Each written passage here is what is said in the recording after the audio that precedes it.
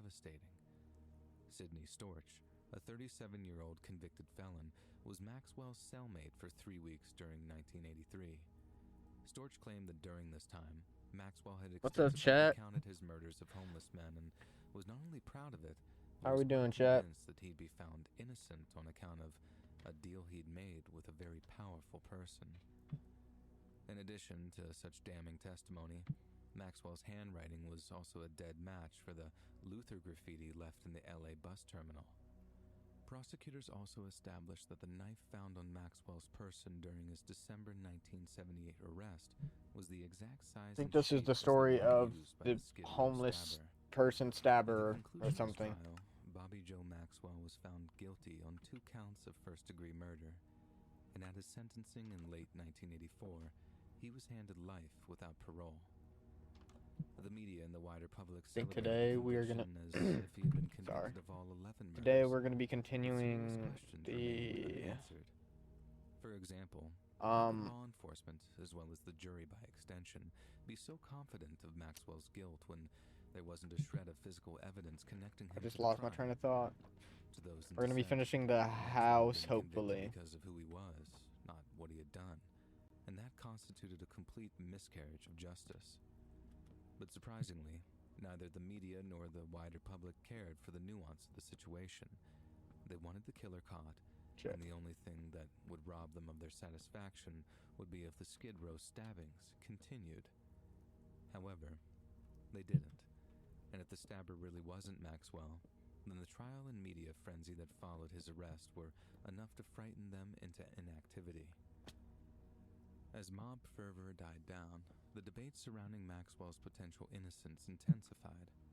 Over the next 30 years, he lodged a series of increasingly convincing appeals, culminating in the 2010 discovery that the prosecution's star witness had given false testimonies in court, possibly as a result of LAPD intimidation.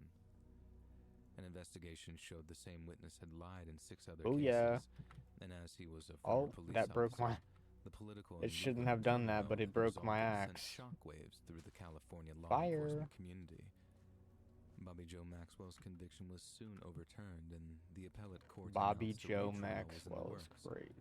But frustratingly, at the end of 2017, Bobby Joe suffered a severe heart attack and fell into a coma. He never regained consciousness, but was declared not guilty in August of 2018, and went on to pass away in April of the following year, having never gotten to enjoy his vindication. To this day, the identity of the Skid Row stabber remains a mystery, and they're unlikely to be caught anytime soon. The level of crime that occurs in Skid Row, as well as the wider Los Angeles area, means little attention can be devoted to old cases.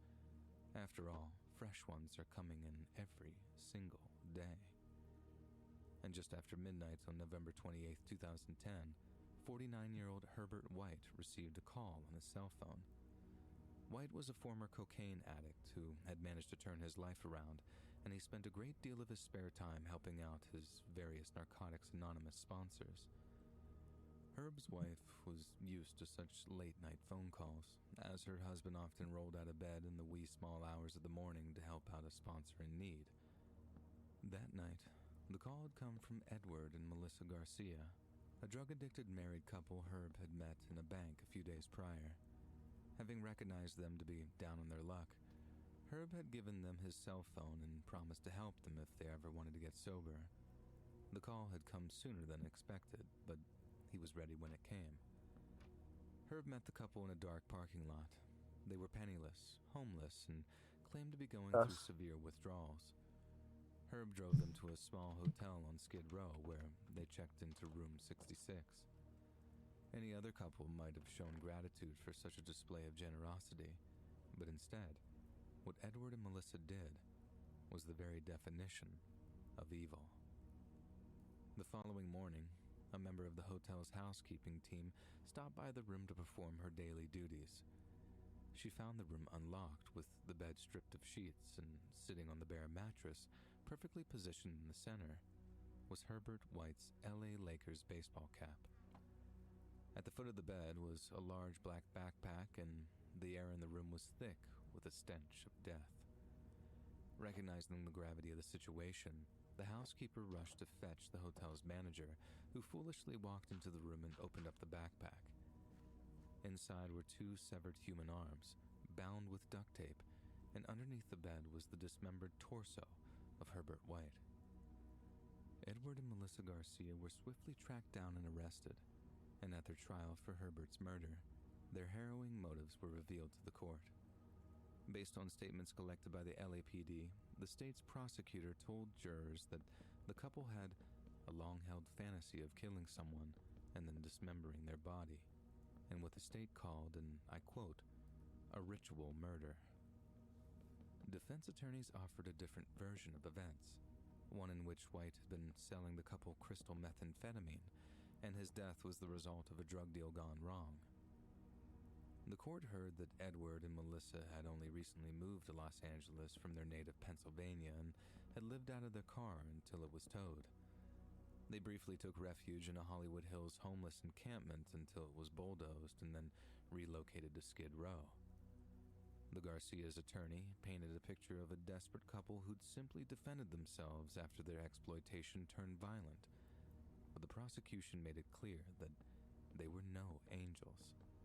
18 months before the murder of Herbert White, the Garcias hatched a plan that involved Melissa posing as an escort, luring a man to their apartment. When their mark arrived and disrobed, Edward sprang out of the darkness with a knife and took the man prisoner. The couple then attempted to lure a second victim to the apartment, but both victims escaped when their scheme suddenly unraveled. Having learned from the mistakes of their first attempt, the Garcias tried their plan a second time after arriving in Los Angeles. The court heard that after a brief struggle, Herbert was knocked unconscious and then bound with duct tape. However, instead of simply killing him as quickly and quietly as possible, the Garcias tortured Herbert extensively before delivering the fatal stab wound. Following Herbert's death, the Garcias began to quite literally butcher him. An LA County coroner stated that the way in which Herbert's body had been dismantled was somewhat impressive, not unlike a surgeon. However, the coroner also mentioned that sections of the victim's legs had been filleted, suggesting that the Garcias planned to consume some of Herbert's flesh once they had the opportunity. I could feel what my son felt that night, Herbert's mother stated at the trial's conclusion, and I miss him every day. She spoke of his love for basketball and how he seemed to put the needs of just about everyone else in his life before his own. But what would drive 2 people, no matter how disturbed they are, to take the life of someone so selfless in such a horrifying manner?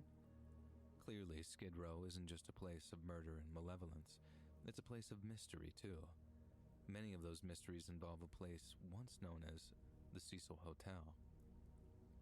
Now, I won't go into too much detail on this last point because I've covered the Cecil in a previous video, but for those unfamiliar with the Cecil Hotel and the unsettling things that have occurred in its recent I could past, do that. Here's a brief primer. Beginning in 1931, Why not? the hotel hosted a number of bizarre incidents involving individuals taking their own lives or being victims of murders, and it was once said to be the temporary residence of the Night Stalker serial killer Richard Ramirez. However, in more recent years, the Cecil has retained its infamy due to the mysterious death of Canadian student Elisa Lam.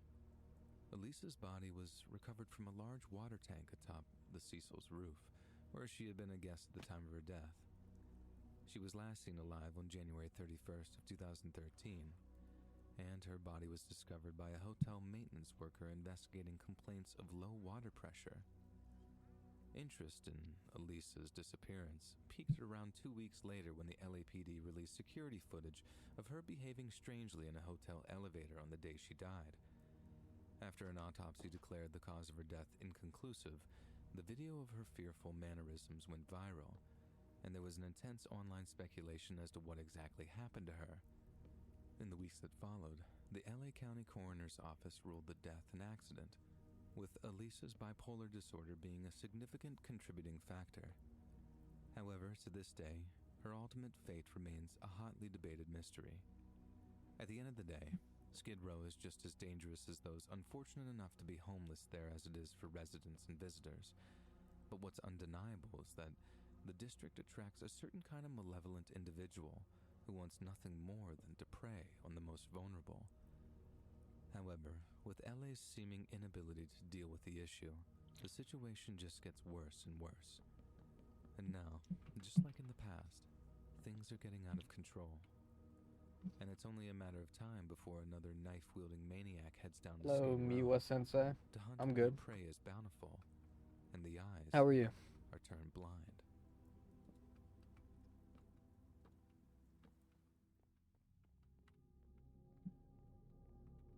Oh, shit.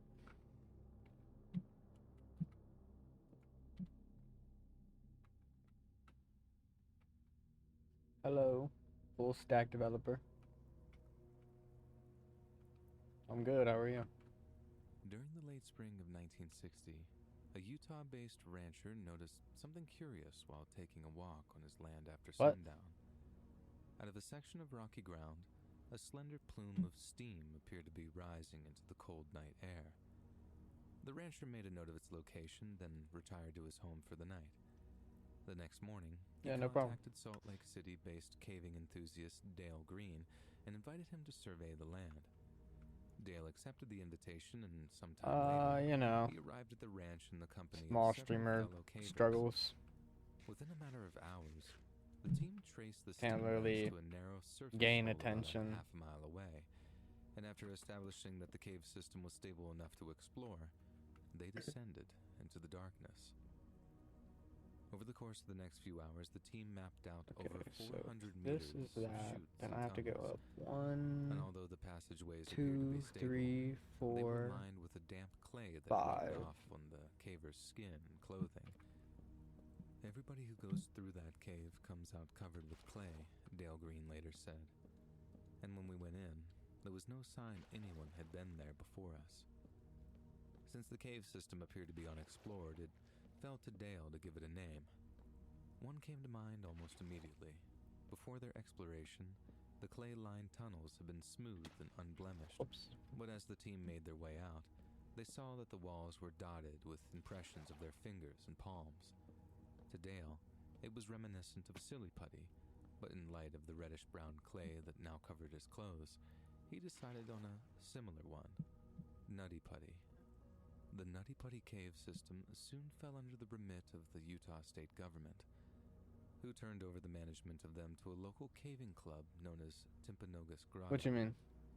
For the next 4 decades, the cave system was frequented by several amateur caving groups, including a number of local Boy Scout troops who were excited to explore the subterranean twists and turns. What happened? Yet it was during one of these visits that a scout became trapped inside a particularly narrow passageway.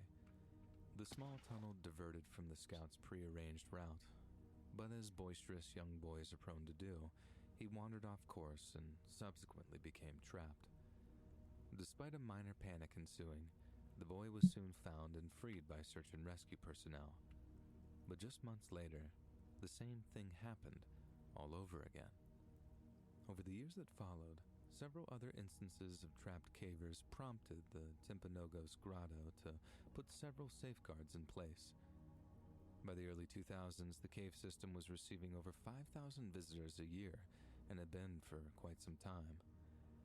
Such public demand was great news for the caving club, but not so great for the cave itself. The excessive visitation had resulted in a gradual smoothening of the tunnel walls, meaning certain sections had become extremely slippery underfoot. One passage, known as the Big Slide, was set at almost exactly 45 degrees, rendering it potentially fatal to inexperienced cavers. In 2006, efforts to curb the number of annual visitors to Nutty Putty were made in the hopes of slowing down the gradual erosion of the clay walls. This coincided with certain sections of the cave being completely closed off to the public, with the Big Slide becoming the focus of the caving club's fears. As a result, an impassable steel gate was installed at the slide's entrance during May of 2006, completely barring it from public entry. However, some of the cave's more challenging sections were what drew such vast public interest in the first place, and with access denied, admission numbers dropped steadily for the next 3 years. Eventually, in 2009, the Timpanogos Grotto Caving Club made the difficult decision to reopen the previously closed-off tunnels, but only to members of the public who completed a fairly strict application process. Applicants had to demonstrate familiarity with caving and tunneling, and agree to don all the necessary safety gear before heading underground.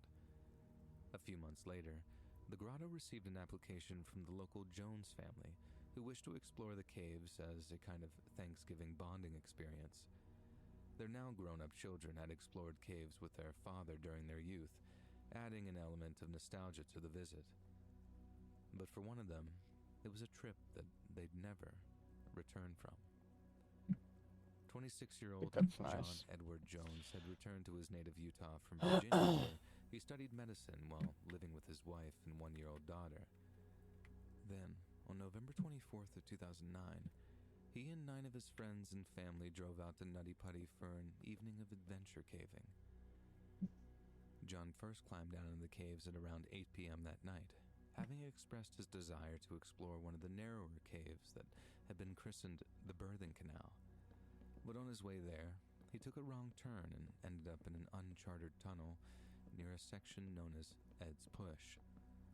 John was suddenly faced with a pitch-black hole almost directly beneath his feet, one that sank down into the very bowels of the earth, and in entering it head first, he made the last mistake of his young life. Believing he was in the marginally wider Birthing Canal, John crawled into the hole expecting the narrow passage to open up into a much larger cave. It was considered a rite of passage for many cavers, and considering he was a local boy, it may surprise you to learn that John had never visited the Nutty Putty Caves before. His father may well have considered them to be too advanced for him when he was a kid, especially in light of the reoccurring incidents involving Boy Scouts.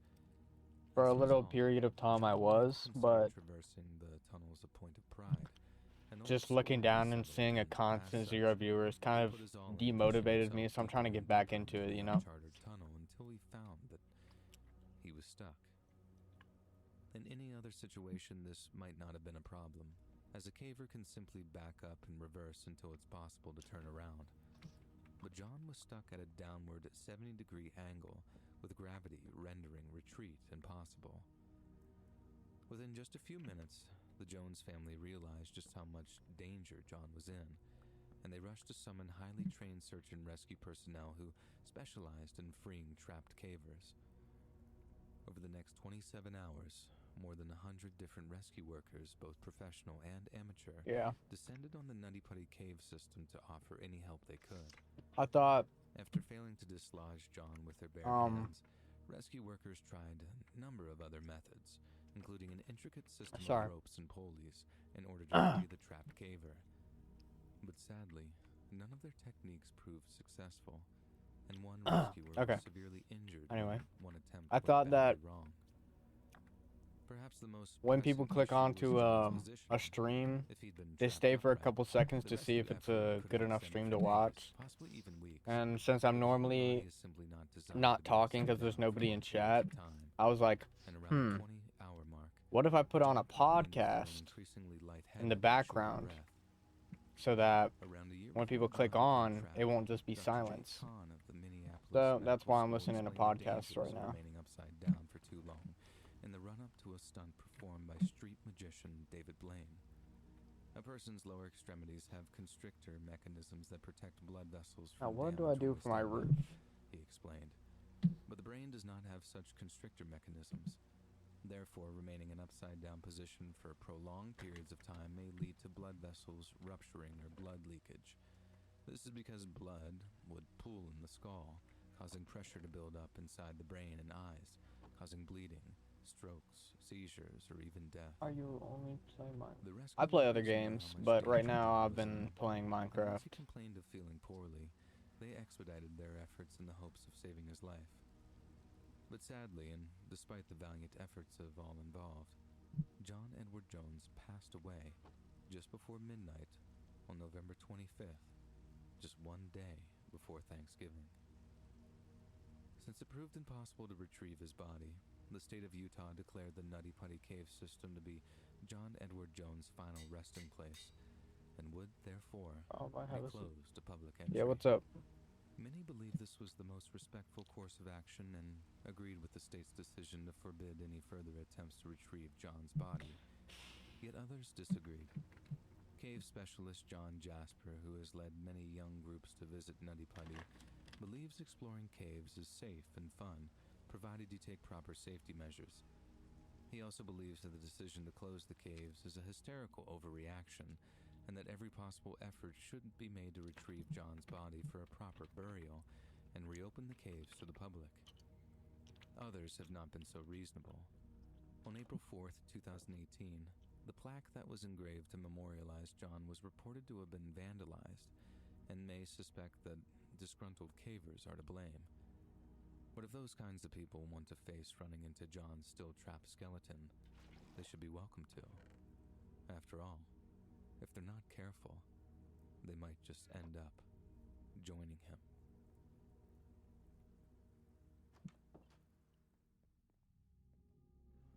Yeah, I have Discord. It's in the, like, it's underneath the stream.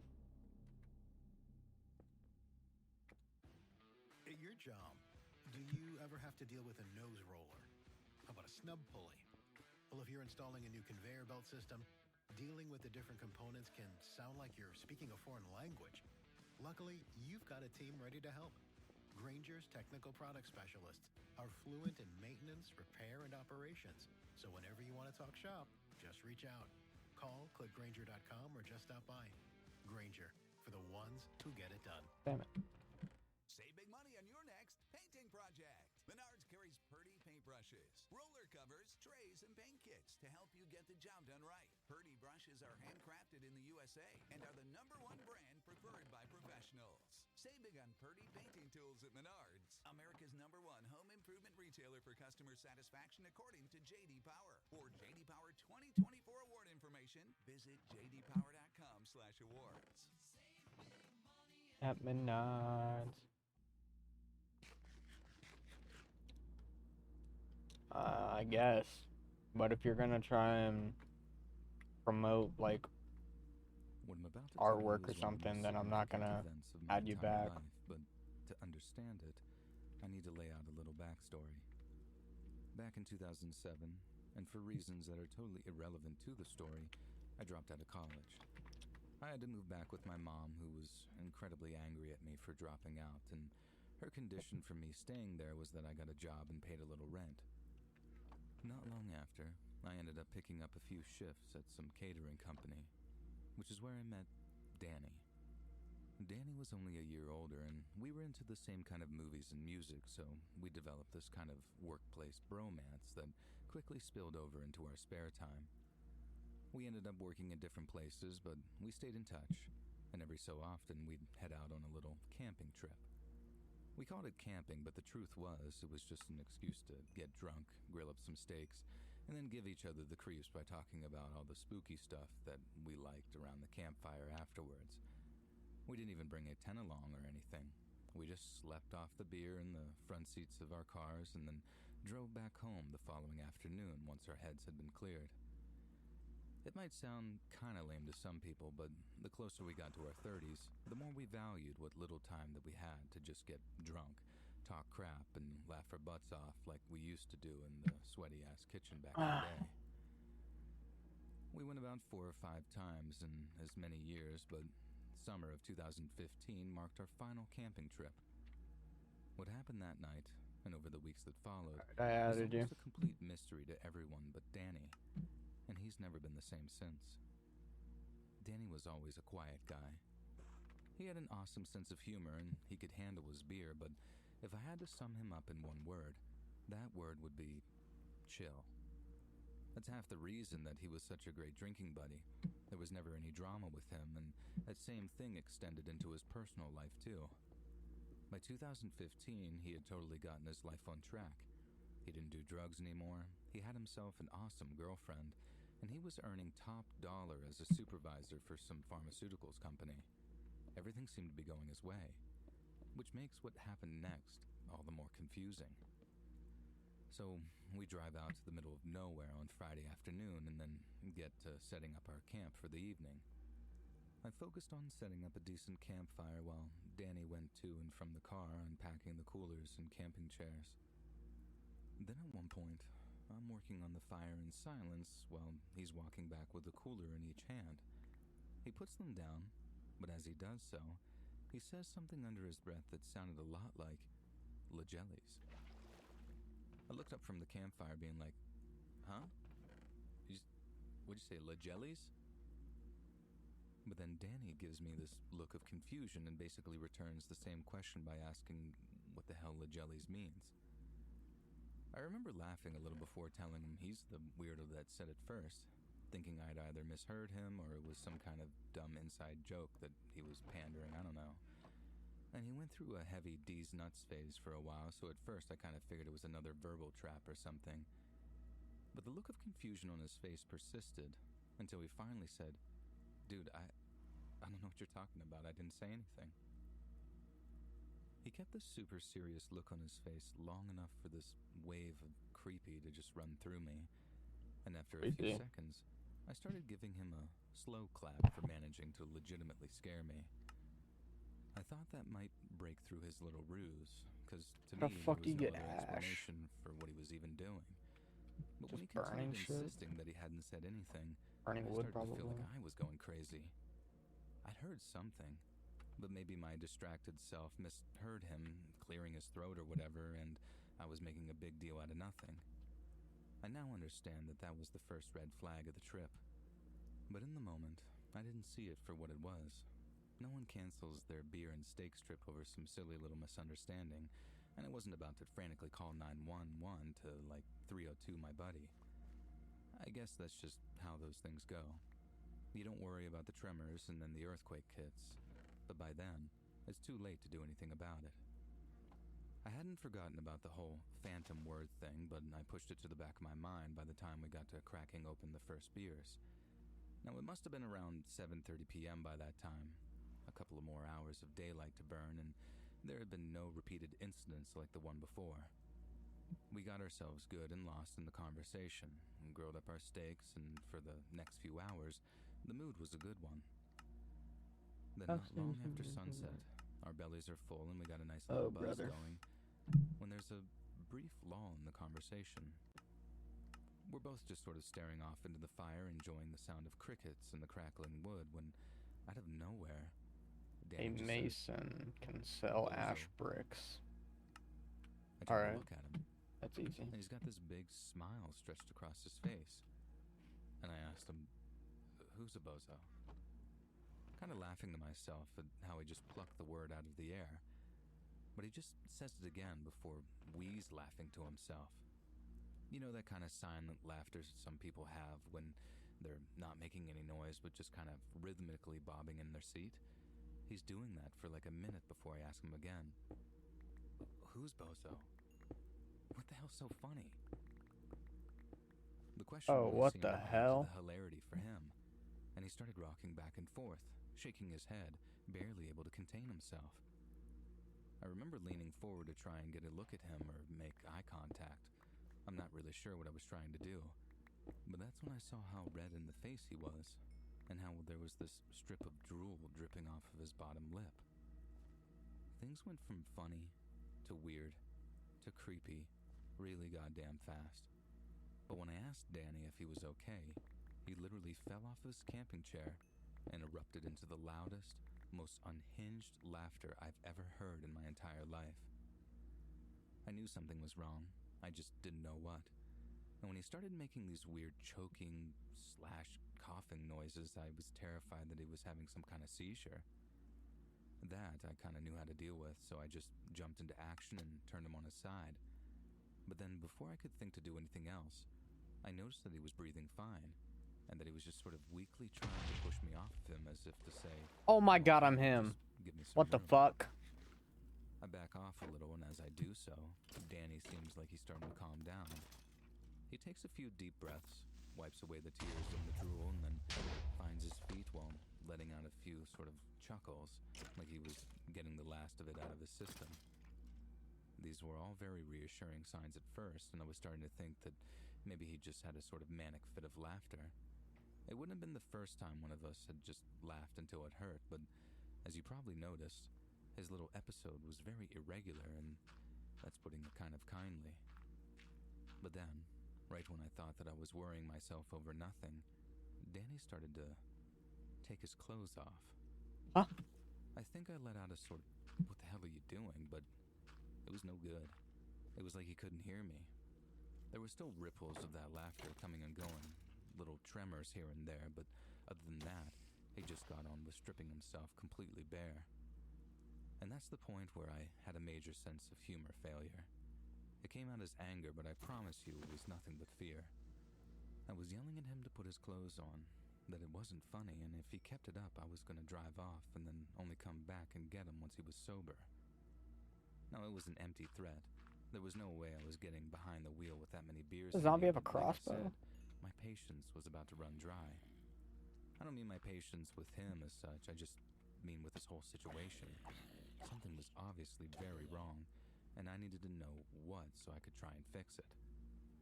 But there was no fixing anything, and things just got worse. Right as I'm in the middle of yelling all these sort of empty threats at him, Danny started peeing. And I don't mean like walked off and found a tree to kind of hide behind. I mean, he just started peeing right there, not moving at all, just staring at me with this dumb look on his face.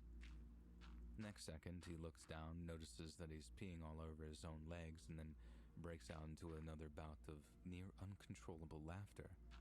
And I say near because he didn't double over or roll on the floor this time. Instead, he walked over to the nearest tree, which was maybe 10 or 15 feet away, and he starts punching it really hard. The sound of his knuckles crunching into the bark with all the force he could muster made me feel physically sick. Danny's a big guy too, especially back then when he was lifting. So imagine a 6'4", 250-pound guy just wailing on a tree, and then imagine the kind of damage that'd do to his knuckles. I kept screaming. Punches trees like an iPad kid. No, I do not. There was a good chance that he'd turn on me. But what else could I do? I tried to get him to stop, but he turned around and shoved me off like I was nothing. It worked, though. He was distracted enough to stop punching the tree, but the damage was done, and his knuckles looked like raw steak. I can't imagine the kind of pain that he must have been in, and I guess some kind of messed up adrenaline high kept him from feeling it. But as I got to my feet and he looked at the blood running over his fingers, he started to laugh again. I don't think the words can ever really cover how terrified I was in that moment. The best I can sum it up is this. It's like every thought in my head was replaced by the numbers 911. I needed help, a lot of help, and I needed it fast.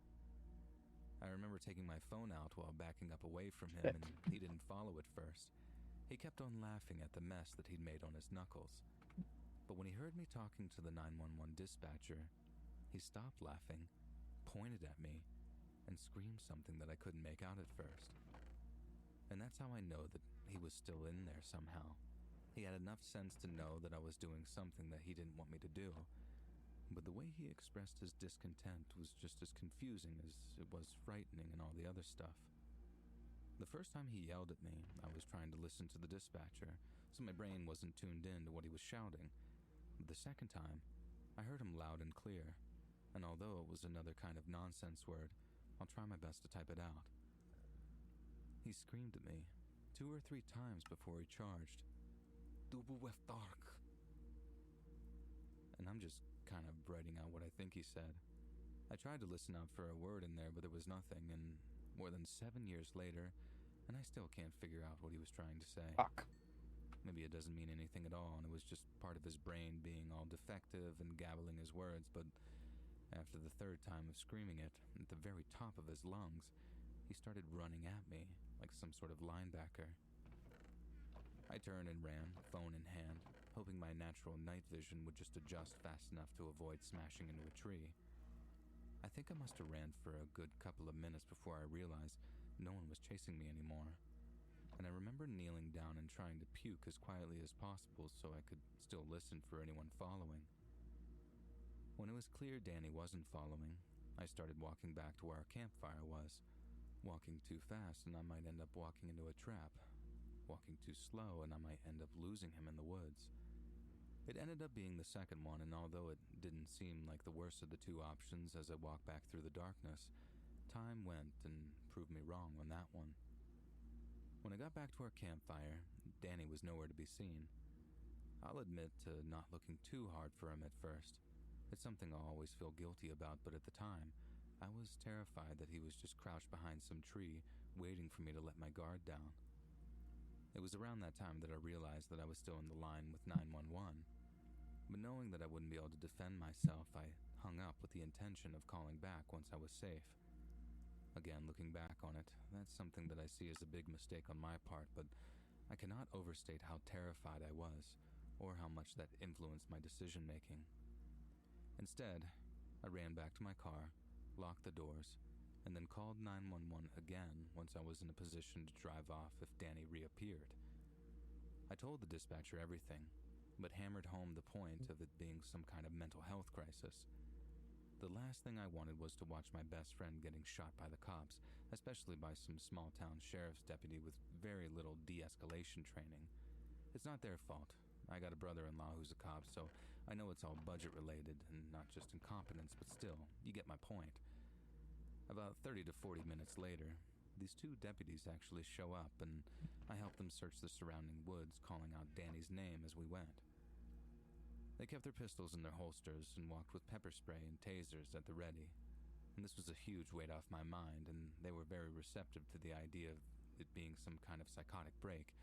But they also raised an issue that I feel that I should take the time to clarify now. Danny might have been a fairly regular beer drinker, and I know he experimented a little growing up, but at the time of his disappearance, he was not on any kind of illegal or prescription drug. Beer was his vice. But even then, he wouldn't drink any more than a bottle or two each night, and by 2015, a 12-pack each around the campfire was considered super indulgent by our standards. He wasn't an alcoholic. He hadn't taken anything on the night that he disappeared, and to the knowledge of those close to him, he wasn't suffering from any ongoing mental health issues. I'm not saying that there's anything suspicious or mysterious about that. Perfectly normal people sometimes experience random, unexpected mental issues, during their lifetimes, and go on to have perfectly normal lives again after recovering. But what the vast majority of those people don't do is disappear for 6 months, and then reappear with zero memory of what had happened while they were gone. I guess I shouldn't have told you that right there. Maybe I'm not the best person to tell the story, but it's true. Danny was declared a missing person around 12 hours after he disappeared first. I think it normally takes longer to get that status, but his vulnerable mental state allowed us to kind of get that process sped up. The cops went back in bigger numbers to search the forest, but didn't find anything. After that, they went back with even more guys, but also tracker dogs and search and rescue teams and all that other stuff, and still they didn't find anybody. A month or two into the search, cops said that they were still looking, but we kind of knew that they'd given up on finding Danny alive. There was a lot of talk of him falling into some river and drowning, or maybe succumbing to the cold if he couldn't get out of the water in time.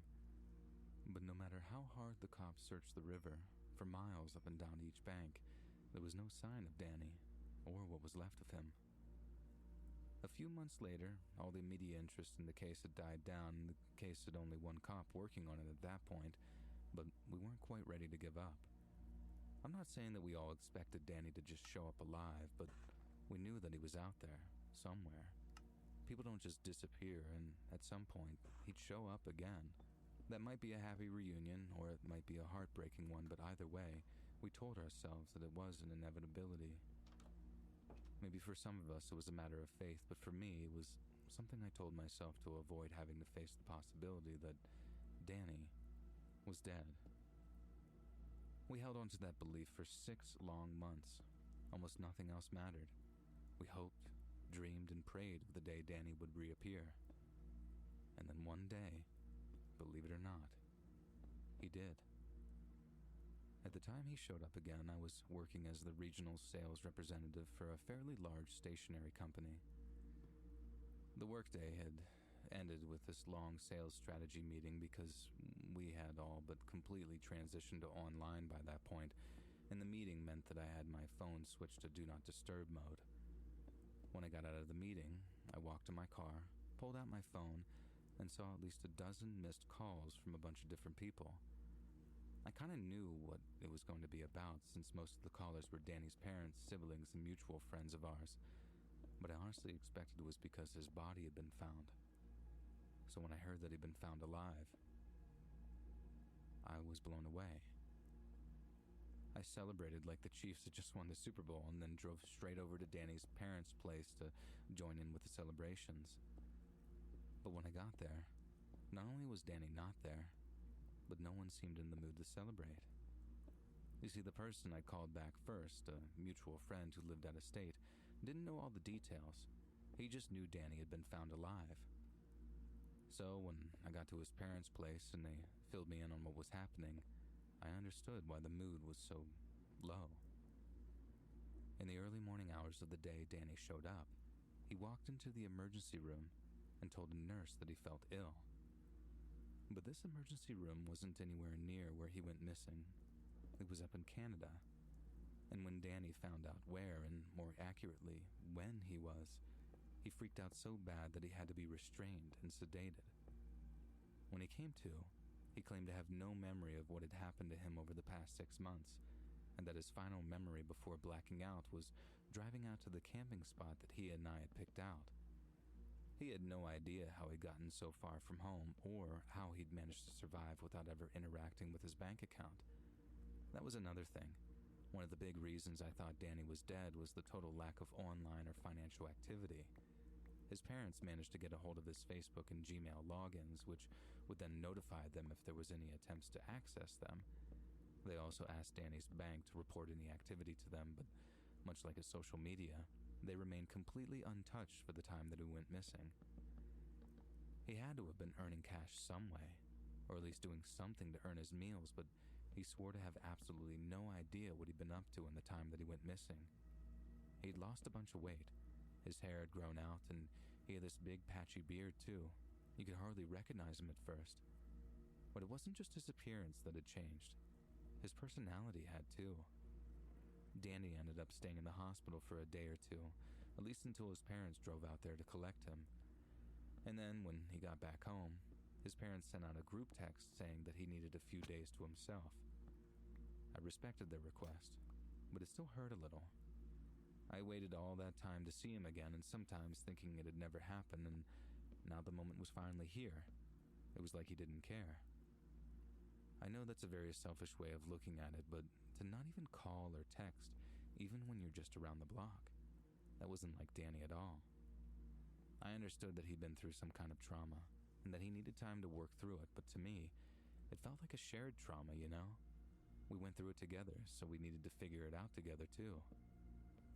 A few days later, I got a call from a number I didn't recognize, and it was Danny. I was so psyched to hear his voice for the first time in months. But almost immediately I noticed how one-sided the excitement was. He sounded tired, really tired, but it wasn't just that. I figured after all that had happened, he'd at least want to talk about it a little. And not only did he not want to talk about it, he shut down all attempts to address what had happened that night. The first time, I backed off on it. I was just too happy to hear from him. But I also got him to promise me that at some point in the future, we'd try and work out what had happened to him, and he agreed, and not just in passing, as in he said it himself, I promise. But he never did. The press kept offering him more and more money for an interview, but he declined every one. The cops then offered to help him retrace his steps, and in the hopes it'd jog his memory or something, but he declined that offer too. About the only thing he did was get a physical from his doctor, and when the word got around that he was perfectly healthy, people started to suspect that something weird was going on. A guy goes missing in some bizarre 6-month-long blackout, loses a bunch of weight, and has a giant gap in his memory after a violent psychotic episode, and he's just okay? No malnutrition, no concussion or head trauma. He's just fit and healthy, nothing to see here? Something just didn't smell right. Not long after, we got the whole truth of the doctor's visit. There was some residual damage to his knuckles, and he needed to rest and put on some weight, but aside from that, he was perfectly okay. No head trauma, no broken bones, no bad teeth or hygiene-related conditions. I only mentioned that last part because that showed that in the time that he was blacked out, he was still taking care of himself somehow. He hadn't shaved, but he definitely had been showering and brushing his teeth, so even if he had no memory, there had been someone at the wheel, so to speak. But what the doctor did find was a lot of calluses on his feet, suggesting wherever he'd been, he'd walked a lot. And this tied into the whole weight loss thing too, and why he hadn't needed any money, that we could tell, to get himself around. We had to do all this guesswork on our own. Danny didn't want to help with any of it.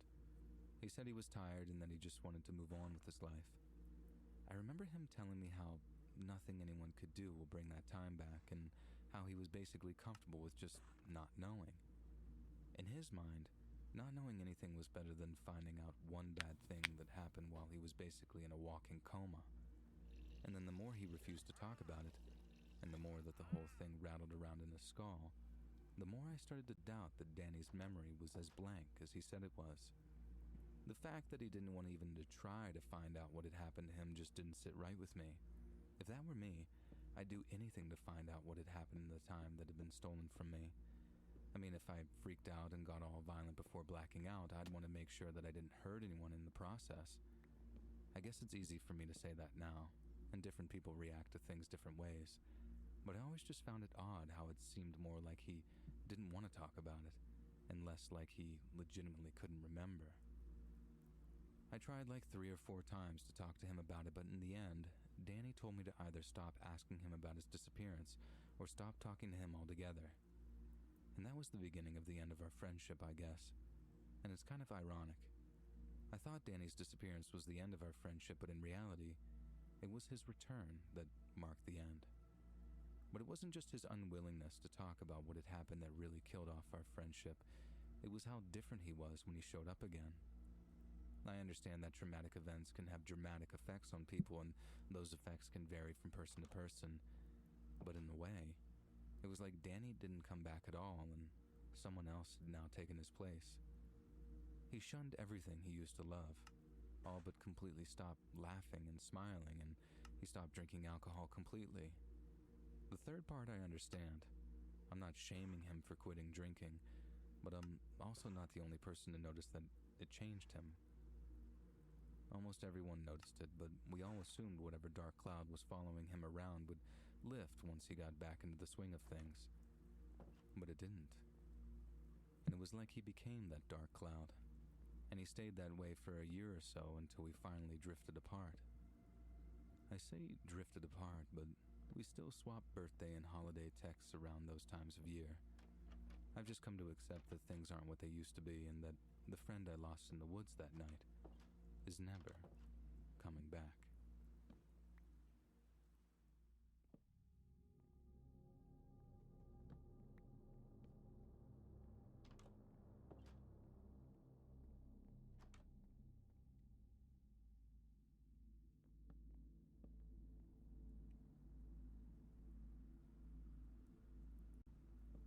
This happened a few years ago at around mid-November.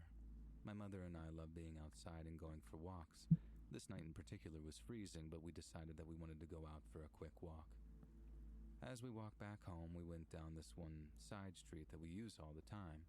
It's a neighborhood street that leads to the main street and then back into our neighborhood. We get halfway down the street when I hear a dog bark over the music on my phone. I turn it off and turn to look for the dog because I love dogs and I wasn't aware that there was a big dog on the street. Now, some context. I know quite a few people in the streets and I know which houses have dogs. Most of the people on the block have small dogs or cats. This came from a house that didn't have a dog, let alone a big dog. I spun around and saw a big dark mass just feet from me. If he stepped 2 more feet, he would have been able to grab me. I immediately felt weird and started speed walking back to my mom, who at that point didn't realize that I had stopped. I turned off my phone and whispered to her that I thought that we were being followed. She turned around and grabbed my arm and told me that there were 2 men right behind us. We started walking in a zigzag pattern, and sure enough, they followed our every step. Once they caught on that we knew, one of the dudes started to make small chit-chat with us. "Awfully late for y'all to be walking, huh?" I swear his voice sounded like the definition of the siren's voice, luring sailors to their doom.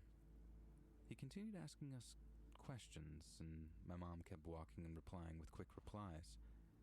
From the sound of his voice, I knew that we were in danger, so I went to dial 911. Instead, my mom told me to call my dad, as he would be able to get to us quicker because we were almost home. We got to the busy street and looked behind us to see them speed walking to us. We decided to risk it and ran into the middle of the street as cars passed on either side of us. We ran across again and met my dad on the other side. We looked across the street and both men were now gone. We got into the car and searched the streets, but these guys had disappeared into what seemed like thin air. I asked my mom if we would have been kidnapped if I hadn't heard that dog, and she asked me what dog. I asked her how she didn't hear that massive dog bark, especially with how good her hearing is. I still have no clue what it was that I heard, but I do know that it was most likely what saved my life.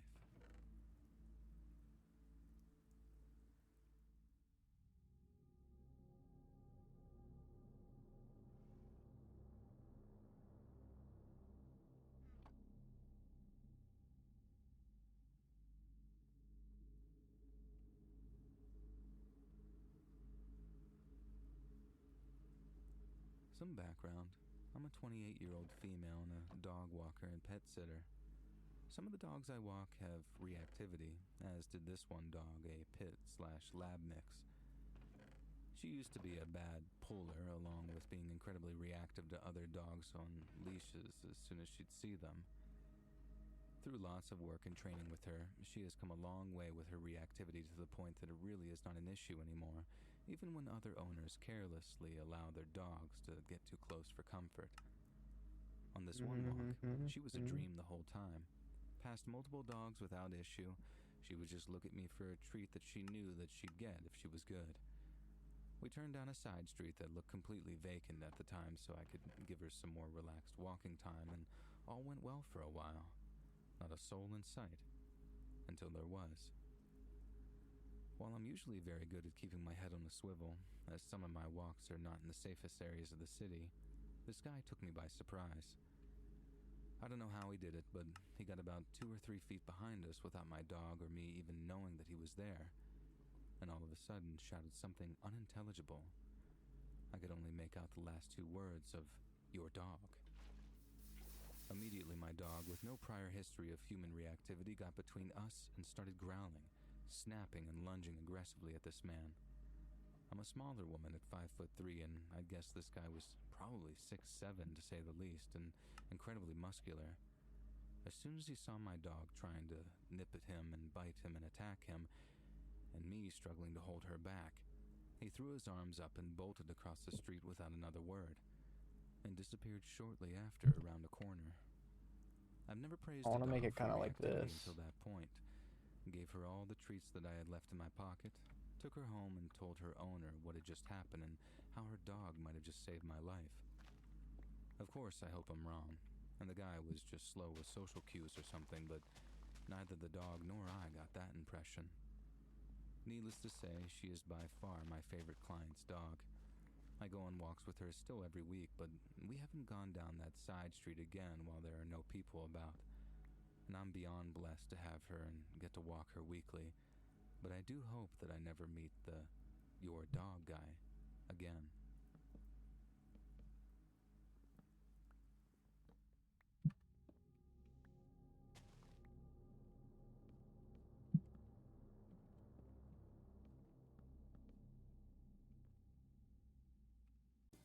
This week, find hot summer deals in one stop at Meijer. Shop locally grown blueberries for $1.49 and fresh from Meijer family pack chicken drumsticks for 99 cents per pound. Earn M-Perks points every time you shop for groceries, apparel, and at the pump. Plus, earn points at the Meijer Pharmacy and schedule your flu shot available now. Meijer has all you need in just one stop and the same low Meijer prices in-store and online. Exclusions apply. See all deals in-store or in the Meijer app. Get to Smoothie King today and try the new blueberry, raspberry, or watermelon lemonade smoothies. They're all made with real fruit, real juice, and no bad stuff.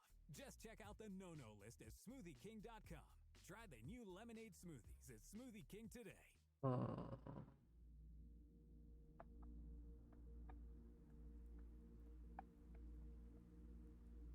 Recently, I moved out of my apartment.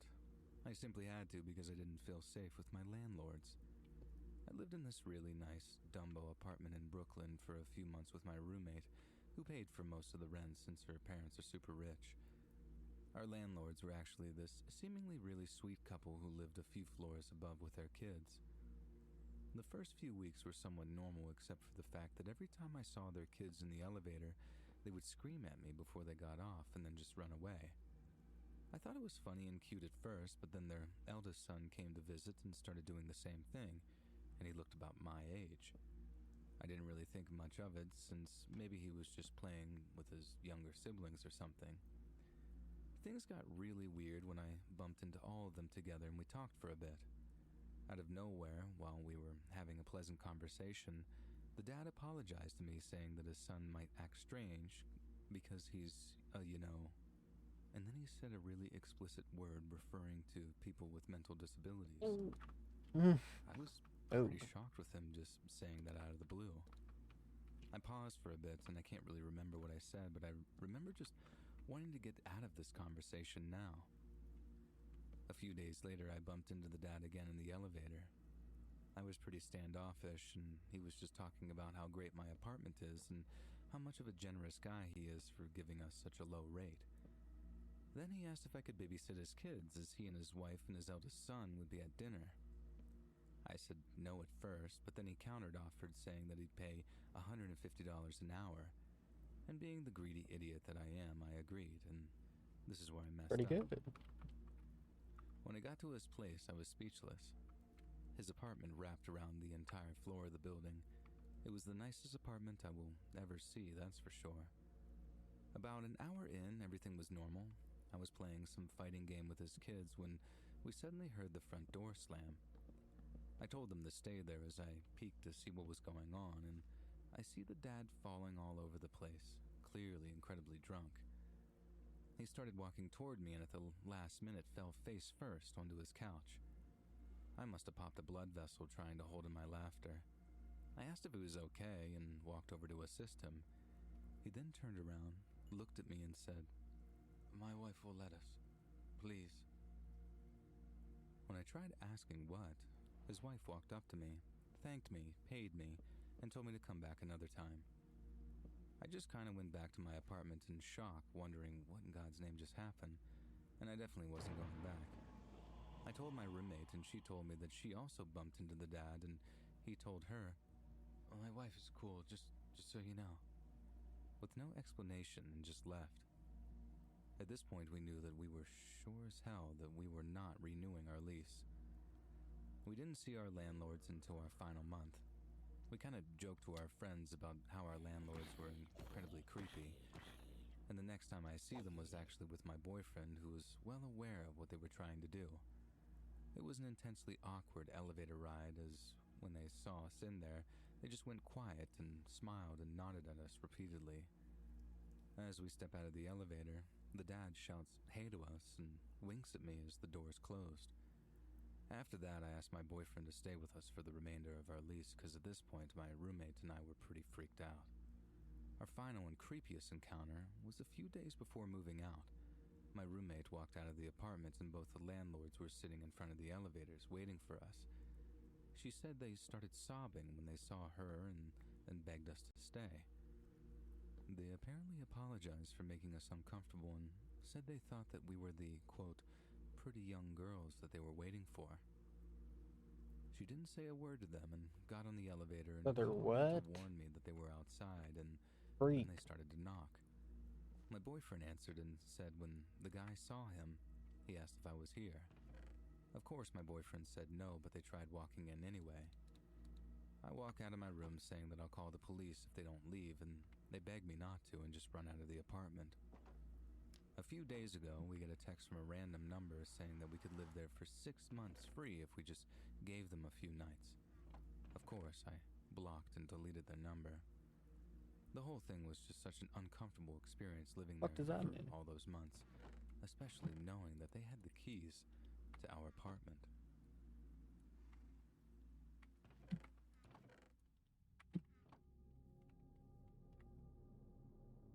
Never return. I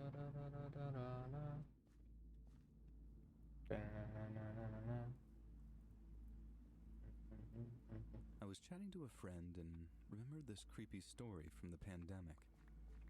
I'm a 30-year-old female and living alone. I had no car and no shops nearby. It was 9 p.m. and I had just gotten back from work and realized that there was no food in the house, so I ordered a grocery delivery on Uber Eats. I asked them to leave it at the door due to COVID rules. There was no knock at the door and I saw a tall, skinny guy standing right by it. I shouted through the letterbox to leave it on the floor and back up. He said no and that he had to hand it to me as it had alcohol in it. I hadn't ordered any alcohol, so I told him that he had the wrong order. He claimed it was correct, and I told him sternly to put it on the floor and back up. Again, he refused. Stupidly, I was tired. I opened the door a crack to tell him to do it due to COVID rules, and he stepped towards the door and put his hand on the handle. I pulled it shut and shouted to leave it or I was reporting him. He put it down and stepped back. I asked him through the letterbox to back up further. He did so, but again, when I opened the door, he stepped forward. I always remember the chill down my spine when he said, "Pretty. Very pretty," in a low, monotone voice. I noticed that he had his phone out pointed at me and asked what he was doing. He said that he had to take a picture, but it was pointed at my face and not the bag on the floor. I grabbed it and slammed the door shut and locked it. I watched through a crack in the curtains as he stood by the door, pacing back and forth as if he couldn't make up his mind. He knocked, but I ignored it. I was getting seriously creepy vibes and called my best mate for advice. She told me to report him and to not open the door. I think it's working. I shouted out the letterbox for him to leave, but he just still stood there. My dog, who is normally the sweetest little thing, had picked up on my anxiety and began barking Yeah, at it's the working. door. He turned and got into his car that was parked across the street from Not the sure house. if I like how slow it is, though. I kept watching for the next 10 or so minutes through the window, but he wouldn't leave. He just sat there, but I figured maybe he was picking another order to take. Suddenly, a message popped up on Uber. He told me he'd forgotten a bag in the car and asked me to come get it. I checked my order and it was all there, so I messaged saying that it wasn't mine. He got insistent, saying that he couldn't leave until I picked it up. He was practically begging me to come to the car, saying that it wouldn't take a minute and I could grab it from the passenger side. I lost my mind. I told him that I'd heard what he'd said, and that I knew that he was taking a picture of me and not the order, and that I was calling the police now. He still said that I had to come get it. The entire time I was on the phone to the police, he was still messaging me, even saying, quote, "The police not come. Pick up order and I leave. Why you making it hard?" The police told me someone would be there within 20 minutes and to stay inside with the doors locked. My dog was going nuts, hackles up, barking. My neighbor's husband, who was 6'4" and built like a brick shed, texted me saying that he heard a commotion and asked if I was okay. I told him what was going on and he immediately ran out, shouting at the guy that the driver was a predator and to F off before he got F'd up. The delivery guy peeled out of there and my neighbors came over to make me a brew and wait for the police. I made a report to both them and Uber, but all I got was an apology from Uber. The police never came back to me. I got a car shortly after and didn't use Uber again until my boyfriend eventually moved in.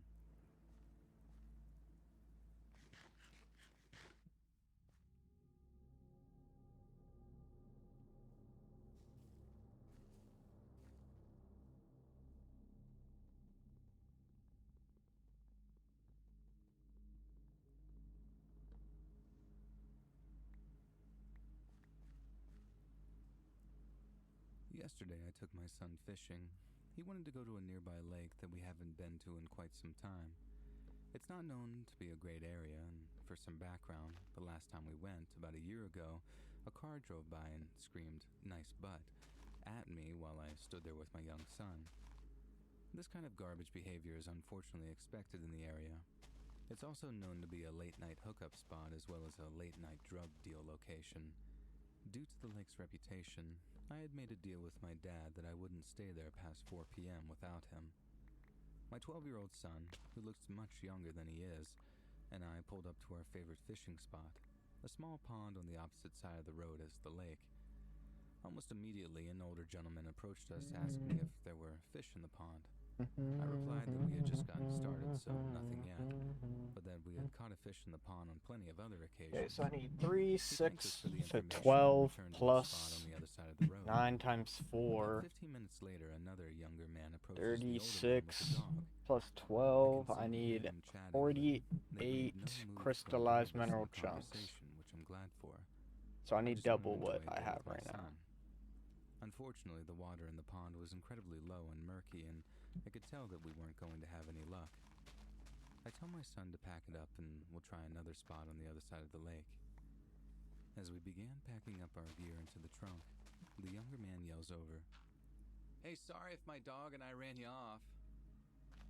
I tell him it's no problem and we were simply moving to a better fishing spot. He then starts telling me how nice it is to see a mom taking her kid fishing, how you don't see that very often, etc. I get this a lot and I'm pretty used to it. We have a short conversation about it as I pack up, and I then move towards the driver's side doors to depart. Before I can leave, the younger man starts up another conversation, this time asking how old I think he is. And this feels strange to me, but I'm nice to a fault Bro, who the sometimes fuck to asked answer that? his question. I tell him I'm a horrible judge of age, but maybe 25. He tells me he's 38, and I'm too kind, and I laugh it off, saying something like, I work with teenagers, so they always guess me well above my age just to be mean. He asks where I work, and I stupidly tell him my city. It turns out he lives there too, and starts going on and on about how he got a free apartment on such and such street because his baby mama kicked him out of their house. I think he's talking about some kind of government assistant program. It was a weird flex, but okay. At this point, I'm standing by the car door with my hand on the handle, and my son is already in the back seat. This guy can't take the hint and starts telling me all about his awful baby mama and how women are supposed to be submissive, quiet, and do what they're told. Or He what? specifically said, I mean, it's cool that you can bait a hook or whatever, but you're still a woman. Now my alarm bells are blaring. This guy struck up a conversation by commending me for doing a typically dad thing with my kid, and now he's putting me down for the same thing. He's gone from being overly friendly and complimentary to agitated and ranting. I should have just been rude and just got in the car and left, but I've unfortunately been conditioned, like many people, to be polite even when we're uncomfortable. Instead, I start making comments in the hopes that he'll see I'm not some meek, submissive woman who's going to just agree with him. After all, I'm a tatted-up chick with an eyebrow piercing and 2 lip piercings. I don't exactly look like a submissive little housewife. I guess I'm trying to make him just as uncomfortable as he had made me in the hopes that he'd leave me alone. After he says women shouldn't be loud or opinionated, I tell him, "Oh, well, you wouldn't like me at all." He tries to backpedal, saying, I mean, it's okay to be loud, I guess, but don't try that with your man, you know? I say, my man doesn't tell me anything. I do what I want. And this kind of back and forth goes on for a while before he finally shakes his head and says, I just don't understand what kind of woman would act like that. And I reply, a strong one. As soon as the words left my mouth, the older gentleman yells from his spot on the bank, Yeah, say that again, honey. This distracted the creep long enough for me to hop in the car and lock the doors. I still don't feel safe, though. Unbeknownst to Creepazoid, only 2 of my car doors actually have functioning locks, but at least they're the 2 on his side. I put the key in the ignition and turn. No dice, nothing. Of all the times for my car to act up, it chooses now. One iron block. As I repeatedly try to start my car, I can see him out of the corner of my eye. He's taken notice of my car troubles and is trying to get my attention. As he takes a few steps towards my car, the engine finally roars to life and I just peel out of there. Only then do I let my composure crumble and have a long talk with my son about what just happened. Does he really need to know, though? I don't feel like it's necessary that he needs to know.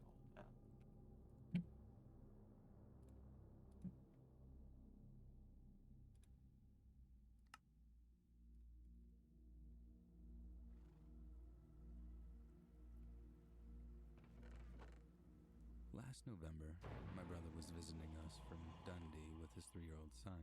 Dundee? Since my Are brother you had serious moved right from now? Glasgow, we didn't get to see him or his family too often, so we cherished any time we got to see them. Unfortunately, his wife could not travel down due to work, and just a day into his visit, he was called back for an emergency.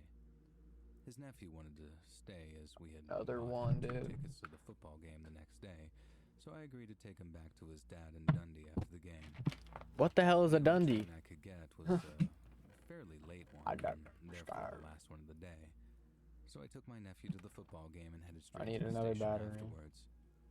The train was pretty busy, but I had booked 2 seats for us. And just as we were about to board the train, the man standing next to me made an odd comment. No saying, way. "Like sardines? Aren't they? I hate sardines." I found this fairly odd, and I just awkwardly laughed it off. I've never been good at making conversations with strangers and always feel uneasy when one approaches me. As we made our way to our seats, I noticed an old couple sitting in them. I told them those were our seats, but they were fairly rude and told me that old people shouldn't have to stand for a journey. I always hated confrontation, especially in public, so I just left. There were no 2 seats together anywhere on the train, so my nephew and I were forced to stand for about an hour until many people in the train finally got off when it stopped in Perth. My nephew and I sat down, and I mistakenly fell asleep as I was so tired after a fairly long 6 day and plus standing for an hour 18. on the train. That's... As my nephew was only 3, he obviously fell asleep as well. I awoke just as the last passengers were getting off at Dundee. I quickly jumped up and tried to get my nephew off the train as quickly as possible. But he was too slow, and I had to stay on the train with him, meaning that we missed the stop. Idiot. As the train was delayed slightly, it was now going straight to Aberdeen, which was about an hour or so 6 plus away. 18 is I sat down and tried to phone 24. anyone I knew, but I didn't have any signal. I began to panic, as I knew that there would be no return trains from Aberdeen at this time of night, likely meaning that I would have to stay there the night in a hotel. I tried to compose myself and look about the train to see if there was anyone who could maybe help me. My carriage had more or less cleared out by this point, and there were only 3 other people left. An older woman sleeping a few rows in front, a young man He's so reading a book fucking at for the real. opposite side, and a 3rd man behind me. I told my nephew to go back to sleep and started trying to plan what I would do when we got to Aberdeen. As my phone had no signal, this was obviously fairly difficult, Perfect. and I thought that I should ask the man behind me for help. I looked in the window's reflection at him and noticed that it was the same man who made the sardine comment earlier. He was a middle-aged man, fairly average build and height, and there was nothing to suggest that he was in any way dangerous, except one thing. He was staring right at me. I looked away for a minute, thinking maybe he was just looking about the train as I did only a moment ago, but when I looked again, he was still staring. What a fucking freak. His stare didn't seem to break until we got to presumably go to the toilet. I debated switching to another carriage, but before I could gather my stuff and wake my nephew, he returned. Only this time, he sat in a different seat, facing me directly. A few uneasy minutes passed before he made his first comment. "Someone's sleepy," he said, nodding to my nephew. I laughed awkwardly and put my earphones in to avoid having to talk to him, even though my phone had just died. "Must be some set of earphones if they can listen to music when your phone's dead," he said. How did he My know? heart dropped. "I'm only kidding you," he said. "But now I have no excuse to avoid conversation with you. So, are you going home or visiting someone?" he asked. I made the mistake of telling him what had happened and that I had missed my stop. "Well, that's quite the situation." Nah, what you gotta say is you're on your way to your friend's house who just to congratulate him on winning the Find a hotel for the night. like a He then lifting approached my seat and sat championship. across from me. Where the fuck is the Hotels netherrack? will be all booked out, and even if they aren't, they'll charge you a fortune. "I got a place not too far from the station. You can stay there for the night and get the train in the morning. I'll stay out of the way of you and your son, don't you worry." I explained to the man that it was not my son, and that I was happy to pay for a hotel. I tried to stay polite by saying that I didn't want to be a nuisance for him, even though I really just wanted to tell him to go away. "Oh, believe me, You won't be any nuisance to me," he said in a very overly friendly tone, and I was now feeling extremely unnerved, but still tried my best to talk myself out of the situation. This conversation carried on for another 10 minutes or so, and he was increasingly insistent that I stayed with him. I didn't have any idea what to do. I felt completely helpless. I told him I needed to use the toilet, and in an effort to get away from the carriage, that's when he grabbed my wrist below the table.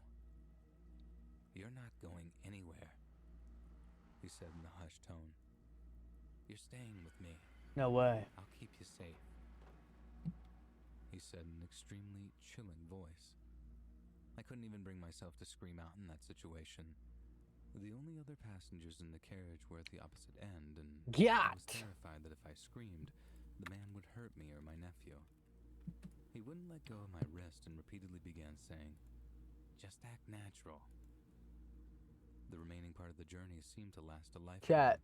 And I knew even then and Chat, there what do I gotta there give was up no light at the end of this tunnel, as this man would to not just, let me like, go. cheat this shit in? The train finally reached Aberdeen, and the man told me to wake my nephew, not to alarm him, and to tell him that we were staying at this nice man's house for the evening. He held my hand as we got off the train, and my worst fears were coming true, as I knew what would happen when this man got us back to his house. All of a sudden, I was knocked to the floor in a heap of bodies. The police had tackled the man and were now arresting him. As he got to his feet, I grabbed my nephew's hand and ran only a couple of yards before completely breaking down. The police comforted me and told me that the young man who was reading his book on the other side of the carriage had noticed what was going on and sent a text to the British Transport Police, whose number is all over the walls of the train on posters. It took me a couple of minutes to process everything, but I managed to gain enough composure to thank the police and express my gratitude towards the man who had sent the text. I only managed to say a few words to him, but I'll forever be grateful to him, as he saved me from what would have been a night of terror, and very possibly saved me and my nephew's life. The police very kindly took me and my nephew back to Dundee, where my brother and his wife were extremely relieved to see us. It's now been some time since the incident, but it has had a lasting effect on me, and I always make sure that when I'm traveling late at night that I am accompanied by someone and never run the risk of missing my stop, ever again.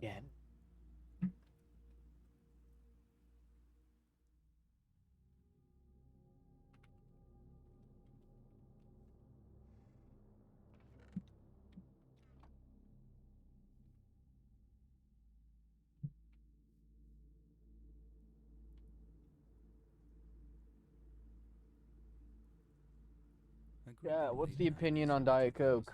I spent a lot of time outside, and I loved all animals, including bugs, frogs, lizards, etc.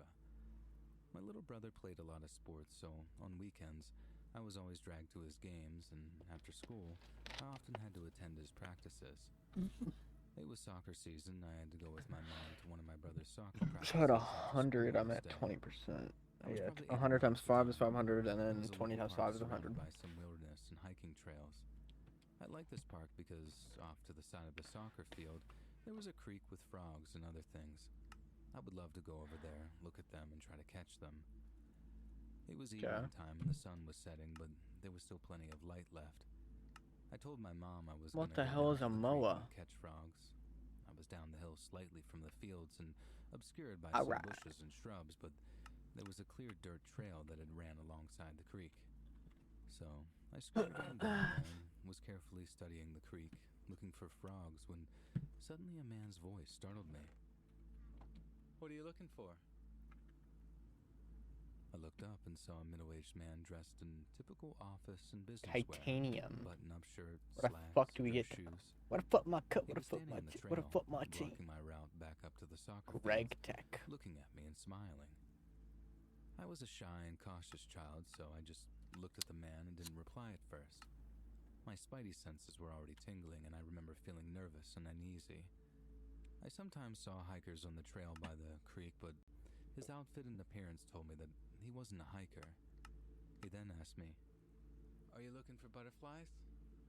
What the fuck my cup? What the fuck my tea? Further down the trail, away from the soccer fields.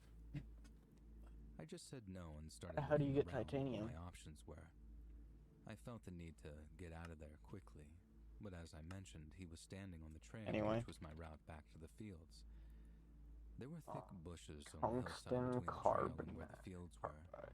I started making my way up the rocks to the side of the creek toward the trail, further down from where he stood, and to my alarm, he started moving down the trail toward me, saying, "Do you need some help?"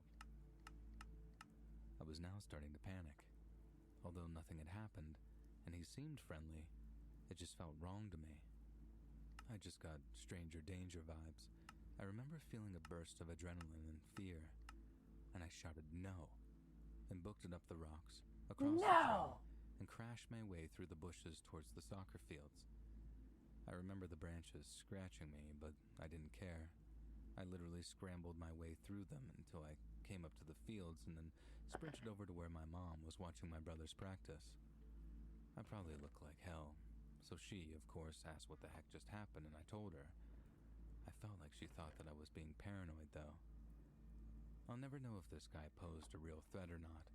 He could have just been getting some fresh air on his way home from work, who knows? I just know that it felt really creepy at the time.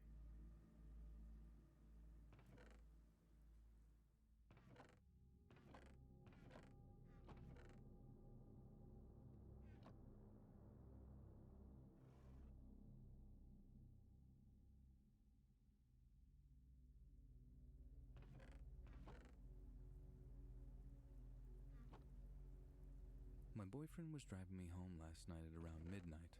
I was on my phone, pulling up something to show him when we parked, when he whipped around and asked me if I saw that out of his window. I said no, and asked what. I live in a quiet suburban neighborhood. We have some deer and other small wildlife. The most dramatic human activity was several years back when a car was speeding and crashed through the living room of the house at the bottom of the hill. What? He said that there was a girl on all fours in the driveway, waving her hand and phone light at us as we drove by. We slowed down to discuss if we should go back. Is she hurt or in trouble? Trying to flag help for someone inside or filming a TikTok? I was worried Filming a that this was some ploy to make TikTok. us stop so someone else could jump out and Yeah, get that's gotta be it, guys. We both thought it was weird and decided to go back in case she needed help. Our windows had been down to get some fresh air that night, so we rolled them up when we went back. When we went back, she was no longer on the ground and ran up to my window very quickly. She looked like she was in PJs and was in her teens. My boyfriend went nope and swerved around her and drove out of the neighborhood as another car was driving in past by her. We were both pretty rattled at this point because it was so unusual and decided that we'd do another loop back. This was the only way into the neighborhood, so we really didn't have a choice. If she was still there after the other car had driven by, he would talk to her since she'd been on his side again. We drove back and she was standing in the middle of her driveway, waving her arms with her phone light again. He slowed down with his window down and asked her if she was all right. She said yes and started running at the car again, almost in front of another vehicle driving by. We were a bit at a loss and very uneasy about the whole thing, but figured there was nothing else we could really do at that point. I just love gravel, guys. She was fine and had a phone to call 911 if something was going on. He dropped me off and said that she wasn't there when he drove back out, so I have no idea what that was all about, but I found it very unnerving.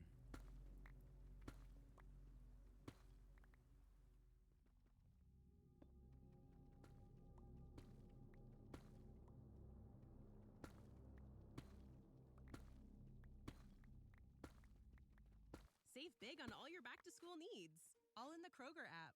Get juicy red, white, or black seedless grapes for $1.49 a pound. Save big money at Menards. And buy 2 get 2 free on 12 packs of delicious Coca-Cola, Pepsi, or 7-Up with your card. Shop these Diet items at your Coke. local Kroger, less than 5 miles away, or tap the screen now to download the Kroger app to save big today. Kroger, fresh for everyone. Prices and product availability subject to change. Restrictions apply. See site for details. Have you heard about the 2018 study that showed half of prenatal vitamins tested had unacceptable levels of heavy metals? No? Well, now you have. I'm Kat, mother of 3 and founder of Ritual, a Hope you don't company care. making traceability the new standard in the supplement industry. I remember staring at my prenatal vitamins and finding all these things I was trying to avoid. High amounts of heavy metals, synthetic colorants, and unnecessary ingredients. So, at 4 months pregnant, I quit my job and started Ritual because I believe that all women deserve to know what they're putting in their bodies and why. I'm so proud of our prenatal vitamin. The ingredients are 100% traceable, it's third-party tested for microbes and heavy metals, and recently received the Purity Award from the Clean Label Project. You see, we trace like a mother because, let's be honest, no one cares quite like a mother. But don't just take my word for it. Trace for yourself with 25% off at ritual.com/podcast.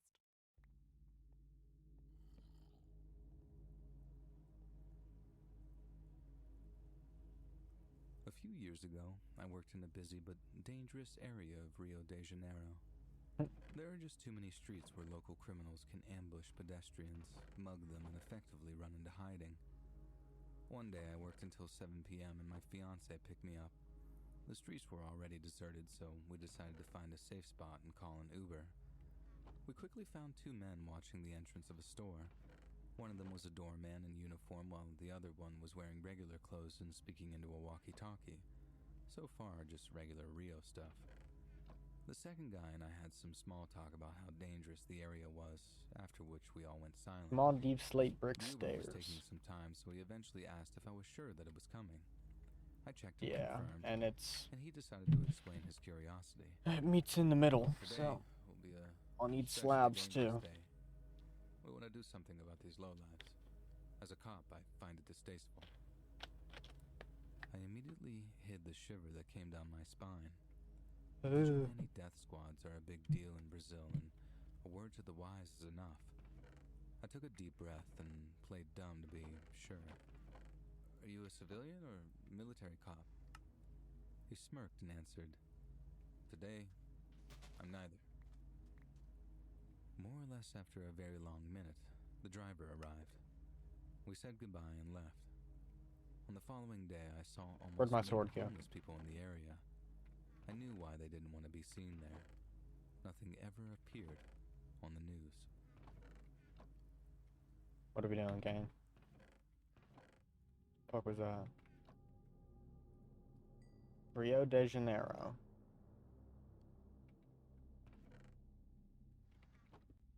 Shit.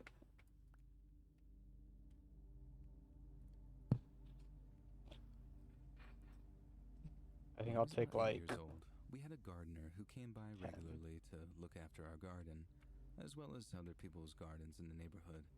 He was a good man, nothing weird about him, but he had an apprentice, we'll call him Kay. He was about 30, I guess, and was a bit weird looking, but nothing more. One day I was playing with a friend of mine, around the same age, and we went outside the house. I think to get a ball that had fallen or something, I don't really remember. And that's when we saw Kay across the street. I knew him. I had told my friend that he was our gardener and that is it he stone also lived in tile other stairs? houses, so I didn't see Yes. anything wrong with him being there. But then he started calling my name with an unusual voice, like when you talk to a little baby or cute animal. After that, he called us over with the same voice saying, Little kids, come over here. Little We who? left him, and he started talking to us. He said that he had some cute little puppies in his home. He lived Oh, nearby, hell a block nah. away, and asked if we wanted to come over and see them. We said that we weren't allowed, and he insisted a bit, but not very much. And it got even creepier. He asked us if we had boy parts. We said yes. What's that mean? And then he asked us if he could see them. But we said that our mothers don't let us show them. Have you seen mine? He asked, and proceeded to pull it out. We What? hadn't seen an adult one before in this situation. Oh, was really hell creepy, no. So we just ran away. That's crazy. Somebody I didn't arrest tell that my parents man. anything, but luckily my friend did tell his mother, and she told mine. Of course, my parents banned him from ever coming near us again, even though in the beginning he kind of tried to deny everything, and of course the gardener fired him. I think W. my parents went to the police, but I'm not sure what happened because I was little and I didn't know how these things worked. I didn't know what predators were back then. I Predator. didn't know anything like that existed. I didn't even know how the whole process of procreation was done at that point. And 2 years ago, How old are you? when I was 18 years old, I was walking down the street and saw Kay in a yard since he went to the other houses. He also saw me, looked at me with a creepy but also stupid smile, and tried to wave at me. I wasn't a kid anymore, so I shouted over, "Hey, why don't you mind your own business before I make you mind it?" Ooh. And he stopped. He's like that I now. was pretty tall at this point and strong, whereas he was actually a pretty small dude and seemed to be pretty unnerved when I said that. Now, I haven't seen him again, but I genuinely hope that he's in prison. How about you mind your own business before I come over there and make you mind it? I don't remember what he said.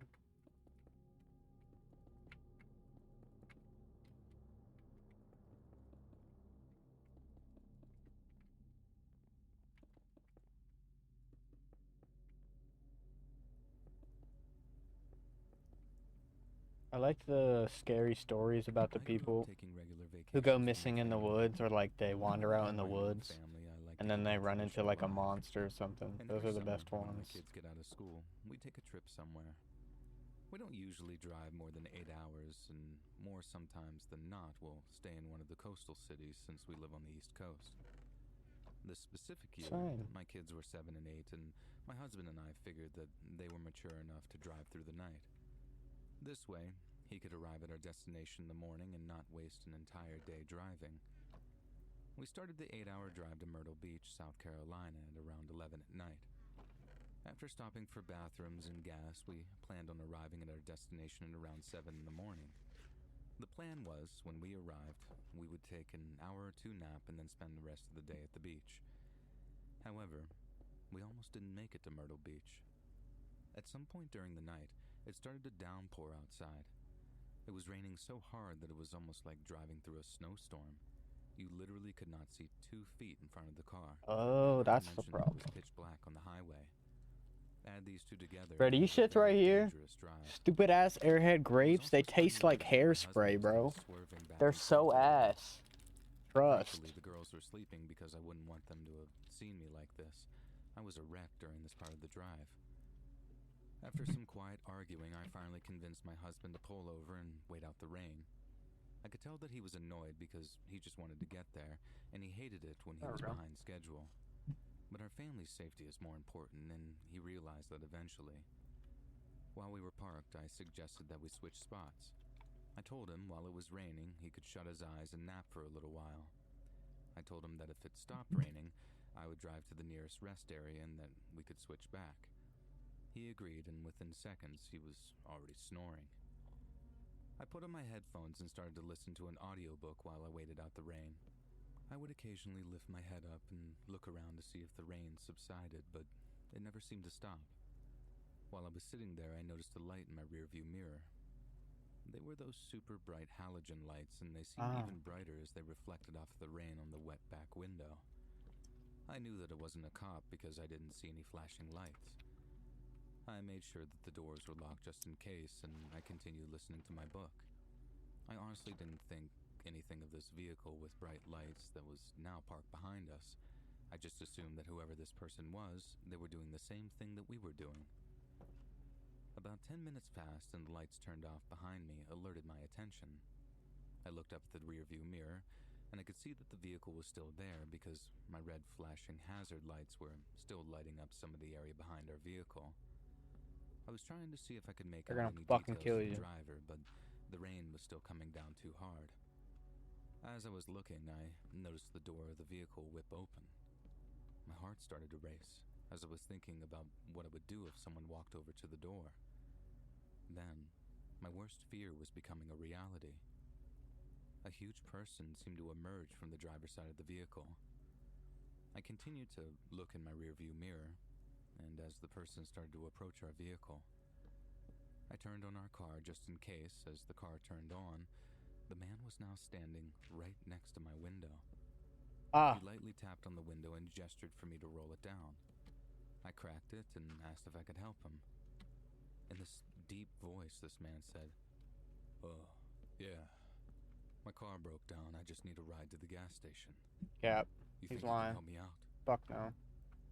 I told him that I would call the police and they would be able to help him. I pointed to the back seat and told the man that I had my kids back there and there wasn't any room and that I was sorry.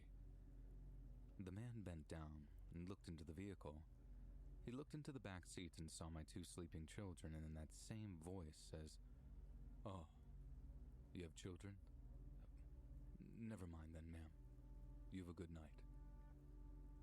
And then he walked back to his vehicle, and I kid you not, he just drove away. How did this happen? His car was not broken down, and for some reason he lied to me in order to gain access to my vehicle. I was sick to my stomach thinking about what reason he could have had for getting into my vehicle. I shook my husband immediately and told him what had happened, and then we decided to call the police. I didn't really know what to say other than that it was a very strange encounter. I told them it was a black truck, and that was all I could tell in the rain. The cops kind of brushed off what I said since I really didn't have any evidence, and technically the guy didn't do anything wrong, I guess. I was just worried that whatever intentions this man had, someone else may fall victim to his game. Not long after speaking with the police, the rain subsided and we continued our trip. We decided not to tell the girls about this strange man because we didn't want to freak them out before the vacation even started. And this was a few years back, and I still haven't told the kids. I plan on telling them someday, but right now, I just want them to enjoy life and not worry about creeps in the night.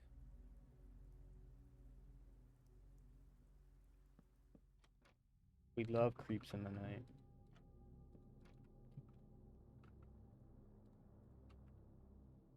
It's my favorite movie, actually.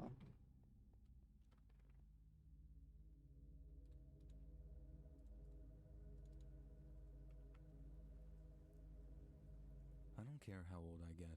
I love taking vacations with my family. I'm in my early 30s now. This and bro I still look sounds so forward to going away with them creepy, every but year. at the same time, It's it's even like more enjoyable now such a because my fire brother and I storyteller. bring our 1, families 2, as 3, well. 4, 5, 6, 7. Of all the years that we ever went on a trip together, Okay, only so one I just year did completely have an missed the fucking experience that jump. was less than stellar. When I was in my early 20s, I can't remember the exact year, we took a trip to Maine. This was probably the last vacation I went on with my family, where it was just my brother and I and no girlfriends. This was the first vacation where we didn't go to some beach town, which I was totally okay with. I love the ocean and the beach, but sometimes it's just crazy in the summer. I was really looking forward to a relaxing getaway in a secluded Maine town. Before arriving at the house rental, I only had the pictures to go by, and let me tell you, the place looked incredible. When we were pulling into the long driveway, the pictures were becoming a reality. It was a giant white house that was tucked way back into the woods.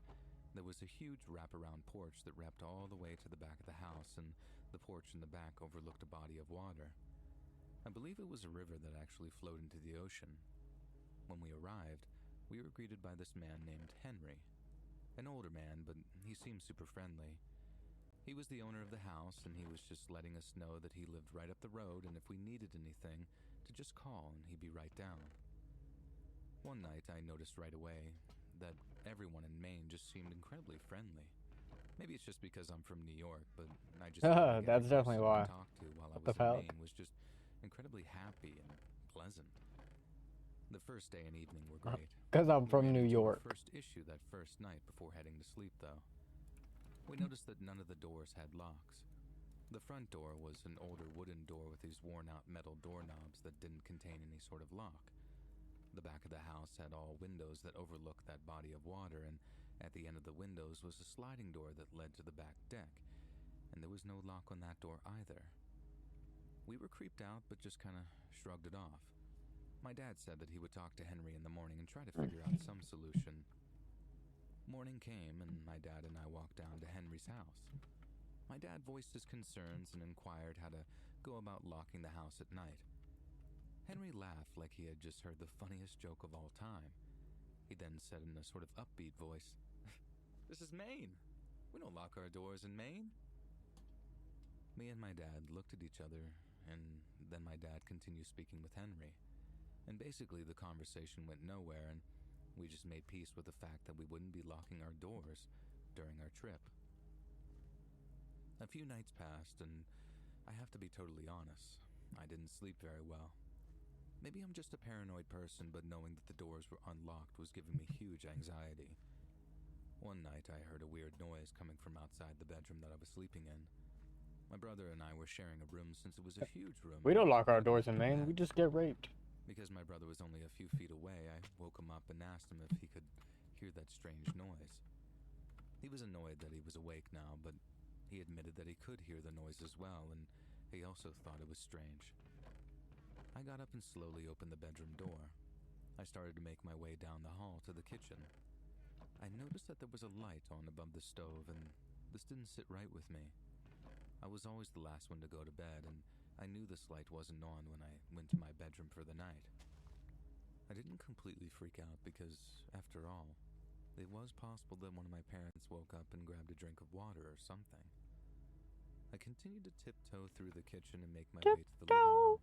Even though it was pitch black outside, the moon was bright, so I was able to slightly see outside of the windows.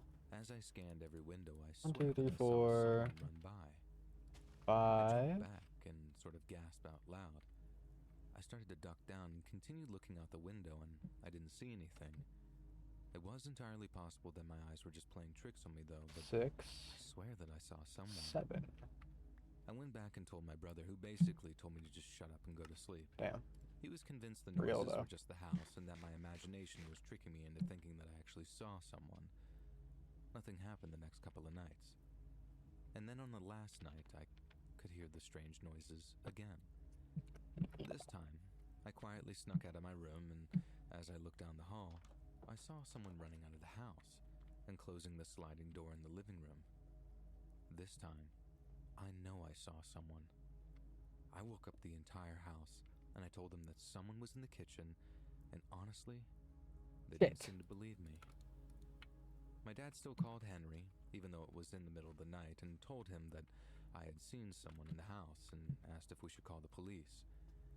Henry said he'd call them, and that he was going to head over to the house right away to make sure that we were okay. When Henry walked in, I felt sick. I know I only caught a glimpse of the guy fleeing the house, but he appeared to be wearing the same thing Henry was wearing. No, Henry! I didn't speak up, but writing this now, I kind of wish I had. The police showed up, and my dad and Henry spoke to them. I don't know what they said or did, and it didn't matter too much to us since we were leaving in a few hours anyway. What are we doing, Henry? Thankfully, Weirdo. nothing happened the rest of that night. And as I write this now, I'm 100% confident that I saw a person in the house that night. My gut tells me that it was Henry, but I don't have any evidence to back that up. I have no idea what he was doing, or if he even planned on doing anything. It is possible that this guy was just some sort of creep who liked to spy on people. Yeah, we finally got some coal, chat. Either way, I'm happy. We don't have to use our wood now. After this trip, I'm happy to sticking with just the simple beach towns. More coal? Your W's in the chat.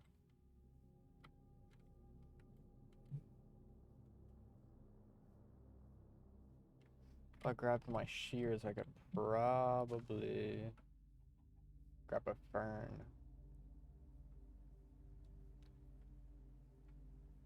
Taking a vacation and visiting cool and exotic places is awesome, if you can afford it. Unfortunately, when I was in my late 20s, I could not afford such a luxury. I worked 40 to 50 hours a week to basically just pay my bills.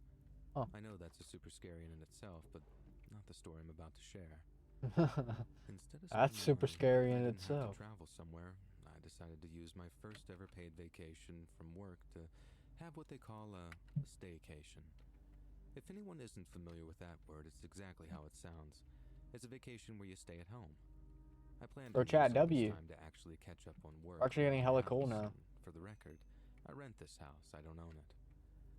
I would get all my cleaning and laundry done. I would catch up on some shows that I had been neglecting. Maybe even play some video games and catch up with friends that I hadn't seen in months.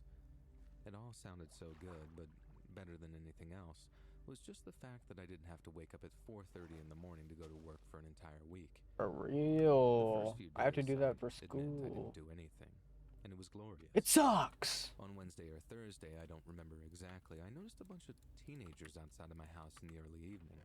They're pranking you, dude. Once, so honestly, I didn't care if they were just kind of lingering outside.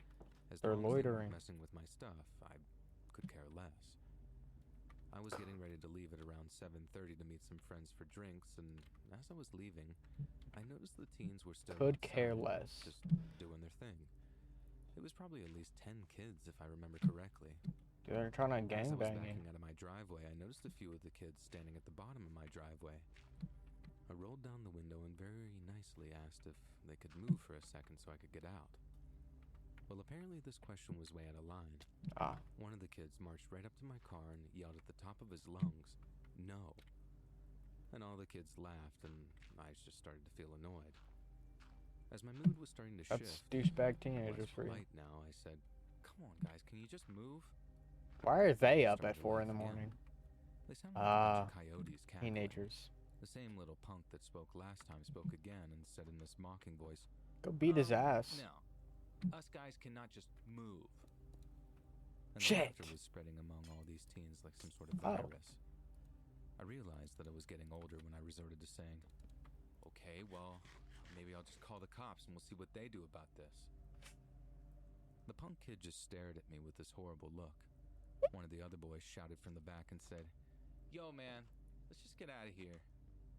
Yo, man, let's just get out of here. The whole group sort of dispersed, but the last to leave was that stupid kid who was mocking me. He ironically blew me a kiss as he ran off with his friends, and I just peeled out of there. I was insanely annoyed at this point, but I was just happy that whole ordeal was over. That night at the bar, I was telling my friends about the encounter, and they all sort of groaned. They proceeded to tell me how much they hated the teenagers around that area, and all I could think about was that one song, "Teenagers" by My Chemical Romance. And we all hung out for a little while. Brother, and what? Headed home at around midnight. I've heard of the Once I was song, home, but I like, started getting ready for what? bed, and my doorbell rang. I stood still for a moment, trying tiptoe to think that there was any through the reason why my window, doorbell would by be the ringing at this hour of the night. I window. thought maybe it was one of my friends, but that didn't make sense, since they would have called or texted me. And seconds later, the doorbell rang again. I had all the lights off downstairs, so I felt comfortable sneaking around, knowing that whoever is there wouldn't be able to see me. I looked out the window of the living room, and standing there on my doorstep in the middle of the night was that kid. What a from earlier. freak. And Get a two other life. kids. Now, my first instinct was to go out there and just give them a piece of my mind, but that's when I noticed it. Give One him of a the piece of my teenagers standing mind. there was holding a bat behind his back. They're trying to jump This you. kid I had a told bat. you. Then the other two must have had something as well. I didn't feel like getting jumped by a bunch of kids, and I did the other thing that I could think of at that moment and just Called the police. cops. Yep. I just let them deal I'm with him. this issue. Standing right on the other side of the door, I called the police and left the line on speakerphone as I informed the dispatcher of what was going on. My logic was that these goons would hear me call the police and maybe flee. The Goon knowing that Squad. I meant business. Oh, I could not have been more wrong. They're gonna Once break I hung in. up with dispatch, the kids started going nuts, claiming that I was a coward and a few other choice words. And then all three of Pussy. them started to bang on my door with the bats that they were carrying. That punk kid from earlier took his bat and used it like a pool stick and drove it right Whoa. through the window of my door. Thankfully, the police showed up right after that, and I saw those kids flee into the night. Whoa! The cops weren't able to apprehend them, and I just gave my statement and told the officers a description of those teens. Wait, I can fit an and enchantment table seeing. perfectly right here. They told me that they would be on the lookout. That's for them fire. and that I they can would do handle that. it. I'm not sure if they handled it or if the kids Or never maybe. came back, Hear me because out. After that night, Chat, I hear me never out. saw them again. But I always wondered, though, Do something like what that. were their intentions that night? They're gonna Did they fucking just wanna rape scare you. me? No. Or were they truly some evil kids? Yes. Truthfully, I'm happy I don't know that answer. I only stayed at that house for another 5 months before I eventually moved out, and I consider myself lucky in those months. I never saw those teenagers in my area ever again. Damn kids.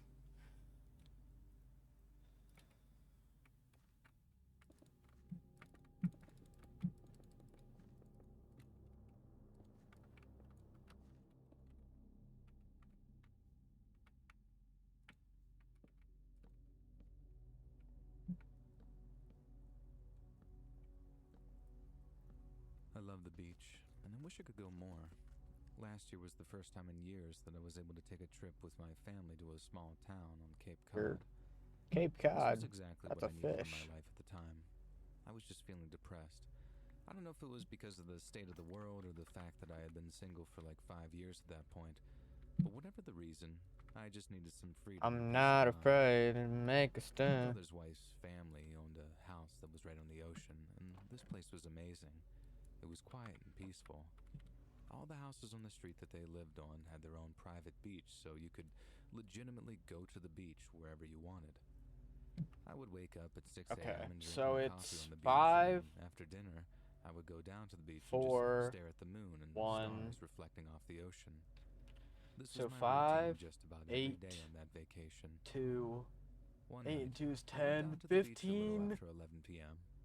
I set up my chair and Times just either listened to 2 the or waves 3. crashing. I kept turning around because I thought that I could hear a sound of something shuffling. My first thought was that some sort of animal was digging around in the sand for food. I remember one time visiting this house and I saw a few foxes a few times that lived somewhere near there, so I was thinking maybe it was a fox. Times 3. I kept squinting into the darkness, but I didn't see anything. It became apparent to me that whatever I was hearing, it was nothing to worry about. The night continued, and periodically I would hear the noise again, and every time I would turn around, I would see nothing. A little before 1 a.m., I headed back inside for a minute to grab a drink and use the bathroom, as I planned on staying out there for this one last beer. When I got back to my chair outside, I felt like the chair had moved slightly, but I couldn't be sure. Cooked.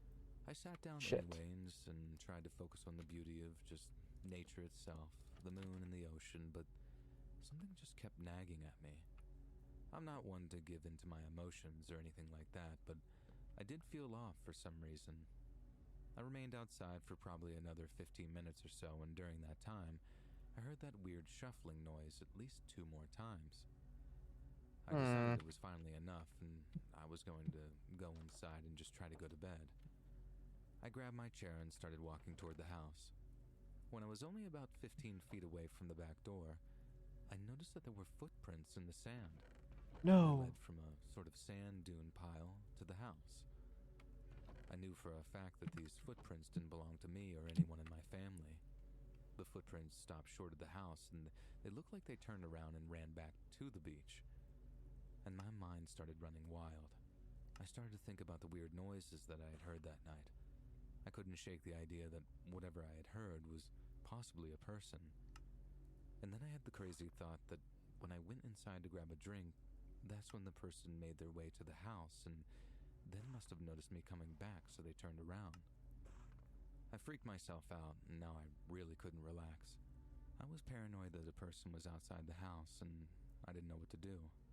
I didn't want to wake anyone up because, for all I know, I was being crazy and nobody was out there. I triple-checked that all the locks were locked, and I sat up in the living room watching Disney Plus all night. I started binge-watching the Marvel movies just to try to get my mind off the paranoia of someone outside the house. At some point, I fell asleep and woke up a while later because of the TV. I turned the TV off, What am I doing? feeling much better than I did a little earlier.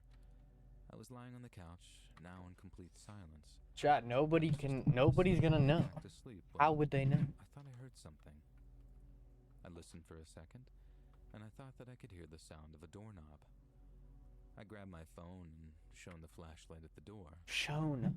The doorknob was shaking back and forth, and this was undeniable. I quietly walked over to the door and looked through the peephole. It was a man, and he was wearing something on his head, maybe a hood. No way. And he was just standing there trying to turn the doorknob.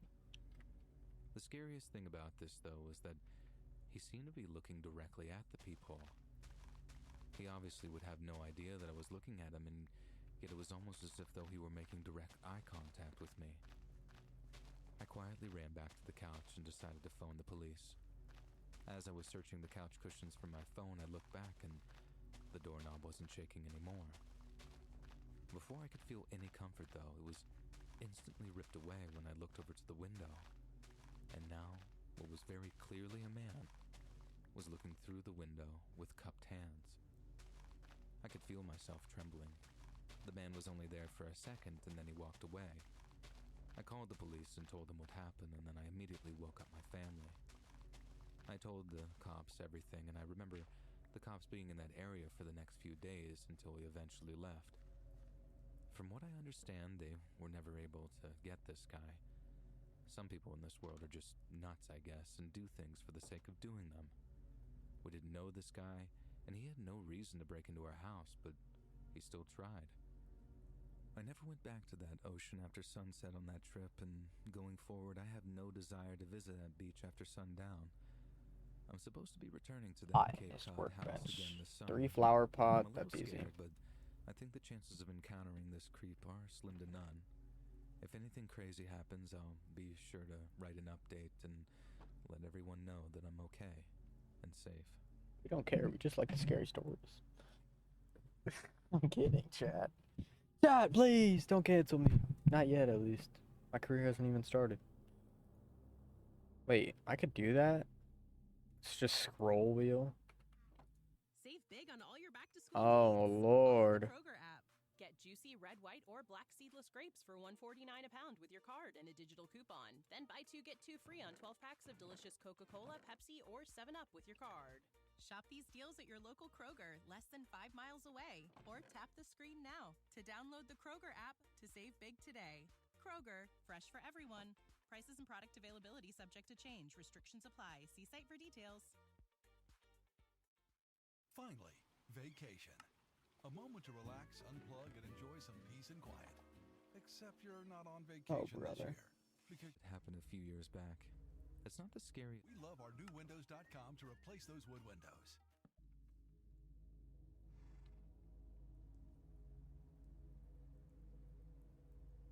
This is a really weird and strange story that happened a few years back.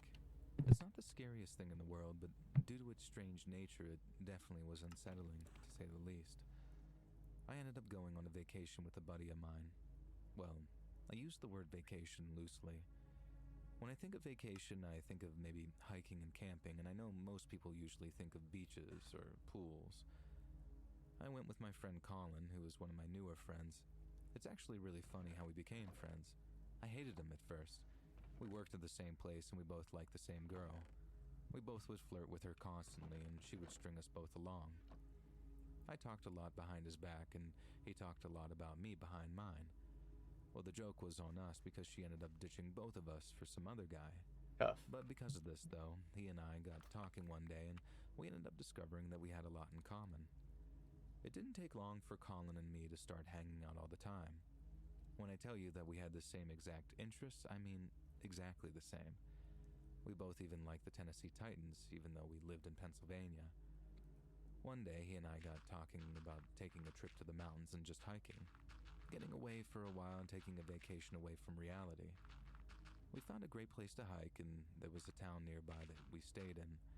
Colin did a bunch of research and found some awesome trails. One day, we started a long hike that was going to take us most of the day to complete. About an hour in, we heard something. We turned around and a very strange and short man was power walking by us. His arms were in full swing and he just swooped by. He was wearing this shirt that was like a windbreaker material, so he was super loud as he passed us. We both laughed because this just looked really absurd.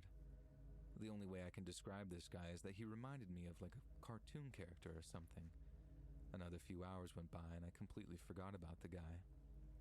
As we continued walking, Colin gasped. His sudden panic freaked me out, so I asked what was wrong. He didn't say anything, and he just pointed. In some of the thick bushes that lined this part of the path was the man's windbreaker shirt. I admit I laughed when I saw it.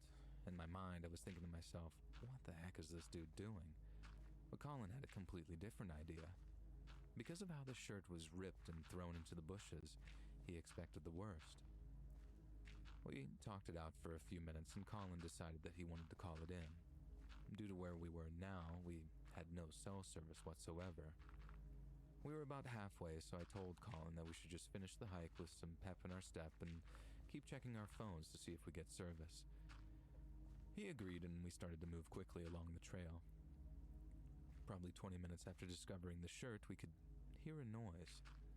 We both paused and tried to focus on the sound. Within seconds, it was clear. It was the sound of running. As we looked up, we see the strange man from before, but now he was running towards us at full speed. We both kind of went into a defensive position, not really knowing what was going on. As he closed in on us, he kept yelling something like, "I'm gonna get ya! I'm gonna get ya!" And he just kept saying it. When he was really kick his close, I ass. was ready to start swinging if I needed to. But he just ran right by us. As he started to fade into the distance, we just heard the echo of his voice for a few more minutes. We both just started to burst out laughing how outrageous this was. Oh, tiptoe through the window, by the window. Making sure this man made it out of the forest without hurting himself. When we were probably about an hour away from the trailhead, we were suddenly stopped by that strange man. He seemed to jump down from a tree and was now standing right in front of us, waving around. What? Thick tree That's so much cheaper. I've been using fucking iron. Weirdo, but he still kept saying, "I'm gonna get ya. I'm gonna get ya." I started to feel tense just standing there with this guy because I didn't know what to do. Clearly, this guy wasn't right, so I didn't want to hurt him.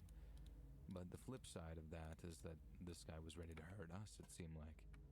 Bro. This guy then swung the tree branch and hit Colin in the arm and ran through us again, still shouting. And as he ran away, I noticed in the waistband of his pants was the grip handle of what looked like some kind of hunting knife. I told Colin that we needed to go because I didn't want to encounter this creep anymore. It was only a matter of time before he introduced us to that knife, and that was something I did not want to experience on my vacation. We basically ran back, and as soon as we hit the road, Colin called the park ranger and told her everything that we had just experienced. She sighed and said that this was the third call that they had got this week about a strange man running around in the woods, but they haven't been able to track this guy down. And it wasn't until months later that I was home and thinking about this day where I was really thinking about how creepy and messed up it was. The idea of some mentally deranged dude just running around the woods with a knife is not a comforting idea. I hope they caught the guy because it's clear that he needs help. It may have been an unsettling occurrence, but it's for sure one vacation that I'll never forget.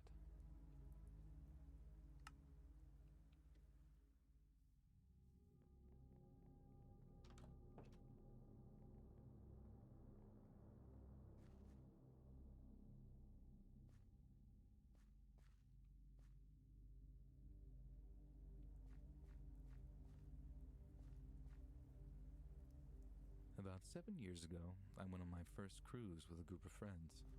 I was going to be rooming with my friend Sarah, who had been my best friend since we were 6 years old. I had never been on a cruise before, so I was both excited and nervous. I know a lot of people get motion sickness while on cruises, so I was worried that I wouldn't feel good and would have to spend the entire trip in the room. We had the fast check-in. Did that shit just fall? Able to pretty much get on the That's ship fire. in less than an hour.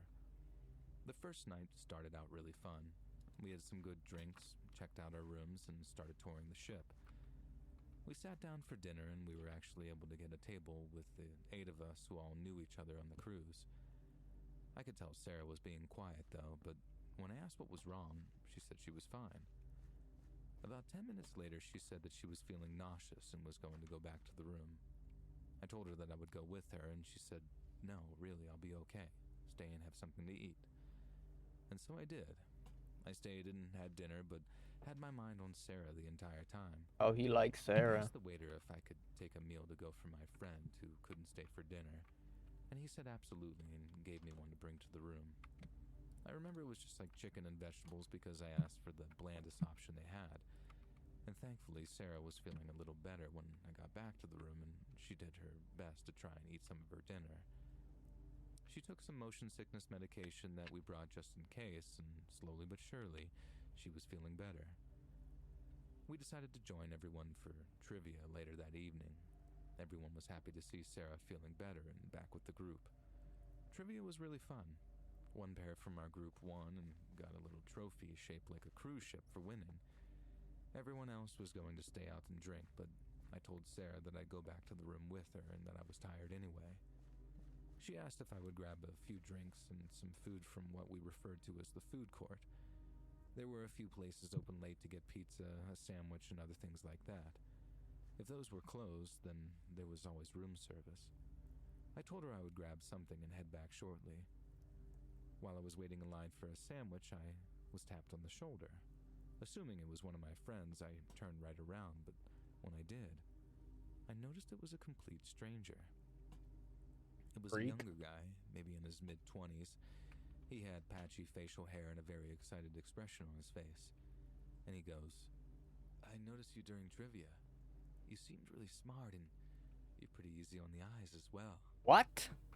Freak! I said thanks and turned around, and then he goes, "Hey, maybe we could grab a drink." I turned around again and told him my boyfriend was waiting over there for me. I grabbed the food that was ready and Okay, so left it's the 3 rest and wool, walked away. and I hurried back then to the room, but was starting 9 to feel wool. myself. The hallway was long, and I felt like I was swaying side to side while I was walking. As I got to the room and tried to regain my composure, And then unlock 2 the more door, wool. I looked to my right, and about halfway down the hall, I saw what I thought was the same guy from the food court. I shuffled into the room, locked it, and gave the food to Sarah. She was pretty tired, So but 11 said that she wool. wanted to try and eat something else. What I ate was 5 minutes later. We both jumped, and I got to look through the keyhole Ew. and see who it was, half expecting it to be one of our other friends, but instead, it was the same guy that I had just seen minutes earlier. I looked out, and he was just standing at the door, and he didn't say anything. He seemed to be just standing there, sort of staring. Menacingly. After about 45 seconds, he left, and then Sarah said, "Who was it?" Some I lied freak. and said that I didn't know, and it must have just been someone at the wrong room. The next few days went without issue, and we were actually having a pretty good time. I think it was the 4th day, and we were going to be getting back on the 5th. We went to one of the one-ship shows, kind of like a short Broadway production type thing. When it was over, it was still somewhat dark, and trying to get out of the rows of seats was a little difficult. I then heard someone say, "Hey, funny meeting you again."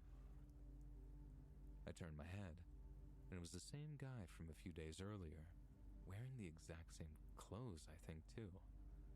I just kind of tried to ignore it, and then I heard, "Hey, I'm talking to you." At this point, all my friends turned around, and my friends Jesse and Mike asked who this person was. I told them I didn't know, and they kept following me and trying to talk to me. And they told us to go ahead out the aisle, and they would talk to him. Once they made it back out, they said don't worry about him and that he won't be bothering you again. Appreciating that, I was still uneasy, and at this point just wanted to get off the boat and go home. I couldn't sleep that night. I was anxious to wake up in the morning and gather to begin the process of letting everyone off the boat.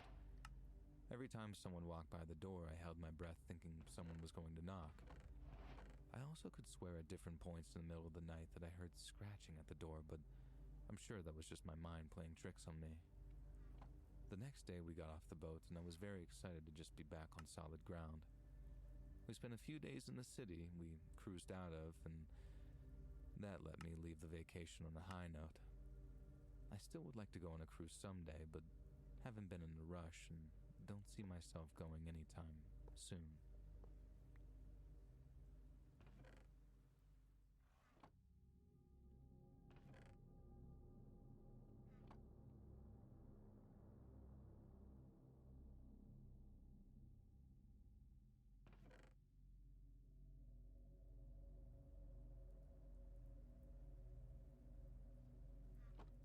Back in 2019, I won tickets backstage to one of my favorite bands.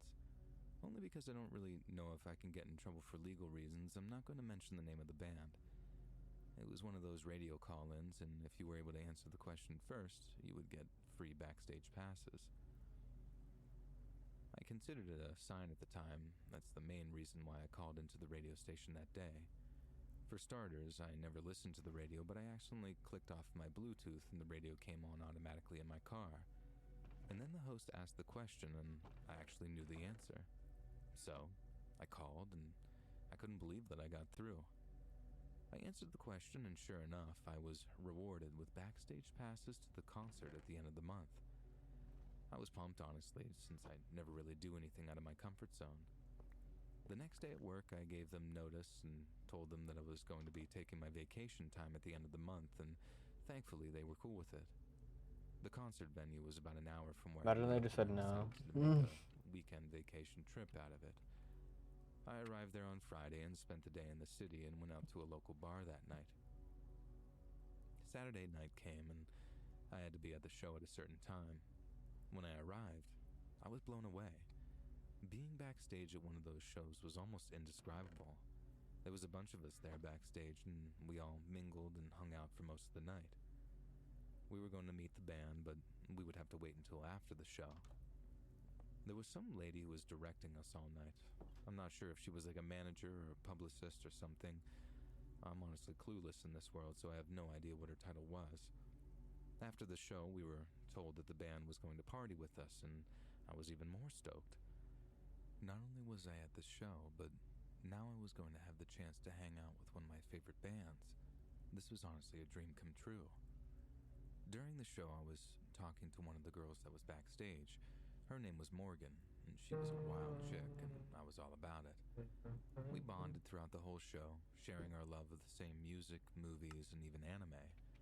I know this sounds premature, but I felt an instant connection with her. We exchanged numbers and even set up a date to hang out after all this was over. She lived about 30 minutes away from here, which was about 30 minutes from where I lived, and that wasn't far for me to drive, especially for this chick. The concert ended, and without even going to shower or anything like that, the band made their way to this private room that we were all hanging out in. Stinky motherfuckers. They were pouring sweat, but this was such a surreal moment. Standing inches from me was a handful of my idols. Just as I was getting ready to talk to them, Morgan stepped in front of me and introduced herself to the band. She kept rubbing the lead singer's arm, and he wasn't having it. I could tell that he wasn't trying to be rude, but I could tell that he didn't want to be touched. He kept awkwardly shifting around. Then Morgan said probably the weirdest thing she could have said in this moment, and in a confident voice she just says, "Oh, don't worry about him." She pointed at me and then continued saying, "That's my husband. He's okay with me touching your arm. You don't have to be creeped out." I didn't even say anything out loud. I was just so confused that she called me her husband. The singer of this band just sort of laughed and said in a sort of upbeat voice, "Okay, right on, brother." And then he awkwardly walked away smiling. Minutes later, the band left the room. A few minutes after that, the manager lady came in the room and said that the band was having a long way to travel, so unfortunately, they needed to go. I was so upset. They were supposed to party with us, but they'd only hung out with us for like 5 minutes. But even more upsetting was the fact that I didn't even get to talk to them. Because of Morgan's weird creepiness and the fact that she spoke for me, I didn't even get to say hi to one of my favorite bands. Obviously, everyone in the room was upset, but that was life, I guess, and we all started making our way to the exit. But that's when Morgan lost it. Without any warning, she threw a punch at the back of my head and knocked me to the ground. What? She got down on the ground and started to verbally roast me. She claimed that it was my fault that the band left, and that if I wasn't so creepy, I wouldn't have scared them off. I jumped up to my feet and tried to move quickly to the door. I didn't want to deal with any of what was going on. She started to follow me, and she continued to verbally harass me, saying things like I was a piece of garbage and telling everyone there that I'm the reason why the band left. It They were got lying. ugly, and eventually I was escorted out by security. Yes, I was escorted out. All the witnesses there were confused as to why I was being forcibly removed and not Morgan. But I didn't care, though. I was just happy to be free from this chick. I remember going back to my room that night and thinking about how strange that night had been. Like, when I really think back to the details, it just kind of blows my mind. The next morning, I left early to head home, and I had about 23 text messages from Morgan when I woke up. Every message was different. I would get a message about how sorry she was and wanted to know if I was okay, and then 1 minute later the message would just be her cussing me out. I blocked this crazy person's number and made my drive home, trying to just focus on the good memories from this trip. When I got home, there was a car in my driveway that I didn't recognize. I was confused and slowly approached the door. When I got there, I noticed that the door was slightly ajar. Instead of instantly calling police, I decided to peek inside, and I couldn't believe my eyes. Sitting in my recliner, with her eyes closed, was Morgan. I have no idea how she found out where I lived. Maybe I told her at the concert or something I don't remember, and she must have been asleep because she didn't see me. I stepped back outside and went all the way to the road and called the police and told them what was happening. They showed up pretty quickly and escorted her out of the house.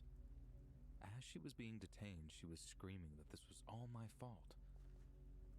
I was so terrified and disturbed by this that I Crazy ended up staying lady. at my parents' house for a couple of weeks. And I never did see Morgan again after that morning. And hopefully, I never do.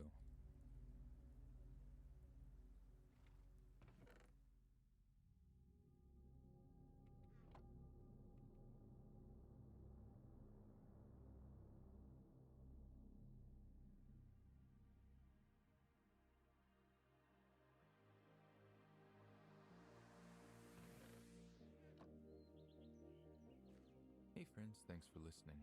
Click that notification bell to be alerted of all future narrations.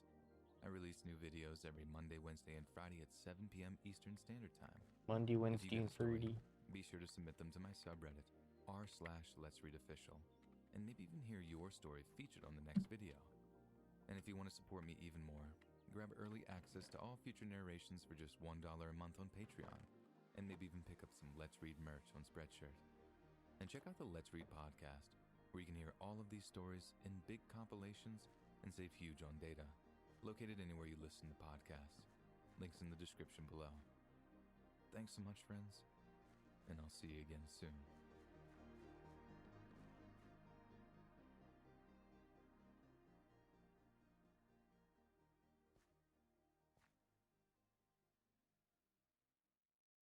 Finally, vacation.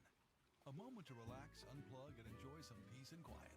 Except you're not on vacation this year, because your old wood windows need maintenance and repairs. Go to WeLoveOurNewWindows.com to replace those wood windows. You want top joint replacement surgery. Knox Community Hospital delivers with 3 fellowship-trained surgeons. Joint classes to fully prepare you for surgery. Clinical advancements like robot-assisted knee replacement. Pain protocols that have most patients home the next day. And coveted national rankings for 4 years running. All to help you beat the pain and heal faster. At Knox Community Hospital, we're elevating care. This week, find hot summer deals in one stop at Meijer. Shop locally grown blueberries for $1.49 and fresh from Meijer family pack chicken drumsticks for 99 cents per pound. Earn M-Perks points every time you shop for groceries, apparel, and at the pump. Plus, earn points at the Meijer Pharmacy and schedule your flu shot available now. Meijer has all you need in just one stop and the same low Meijer prices in-store and online. Exclusions apply. See all deals in-store or in the Meijer app. Get to Smoothie King today and try the new blueberry, raspberry, or watermelon lemonade smoothies. They're all made with real fruit, real juice, and no bad stuff. Just check out the no-no list at smoothieking.com. Try the new lemonade smoothies at Smoothie King today. Sleeping all night. Oh, sleeping all night.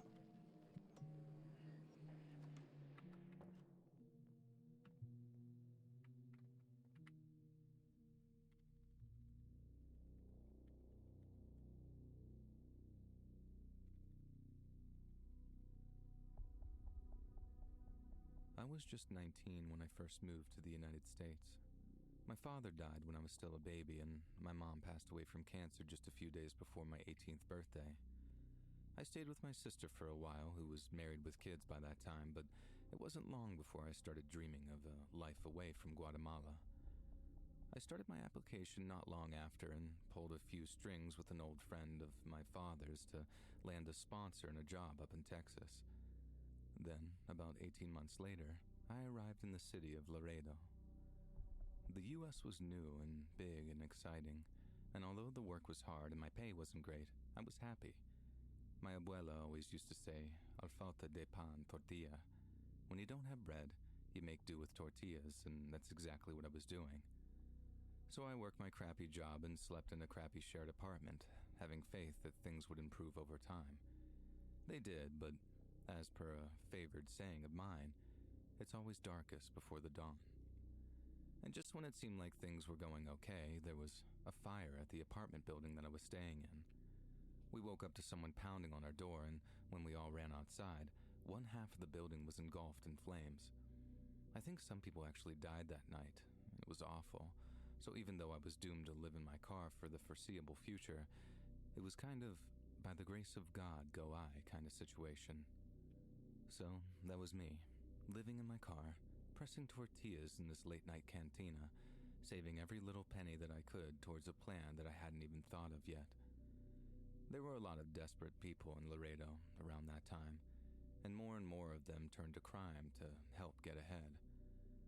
I got more than one offer to get involved in something I really shouldn't have, and thankfully, God gave me the strength and the wisdom to stay on the straight and narrow. Some of the offers make me chuckle to think about these days. I just can't picture my skinny self slinging drugs or driving hookers around. I would have been eaten alive after 5 minutes of being out there. But other things I've gotten into don't make me laugh so much at all. One night, I was on break from my cantina shift, so I walked down to this corner store to pick up some Coke and maybe some cigarettes. Then instead of You said walking Coke? straight back to the cantina, Like I leaned the up against cane? the wall outside of the store, then lit up a Or the smoke cola? while I drank my Coke. I was just minding Cola. my own business, lost in my thoughts. when I Brother, suddenly heard fuck a this voice say, magnetizing "You work bullshit. too hard, son." He said it in Spanish, but he had this fatherly tone about him, and when I looked around, I saw this older vaquero-looking guy walking up to me.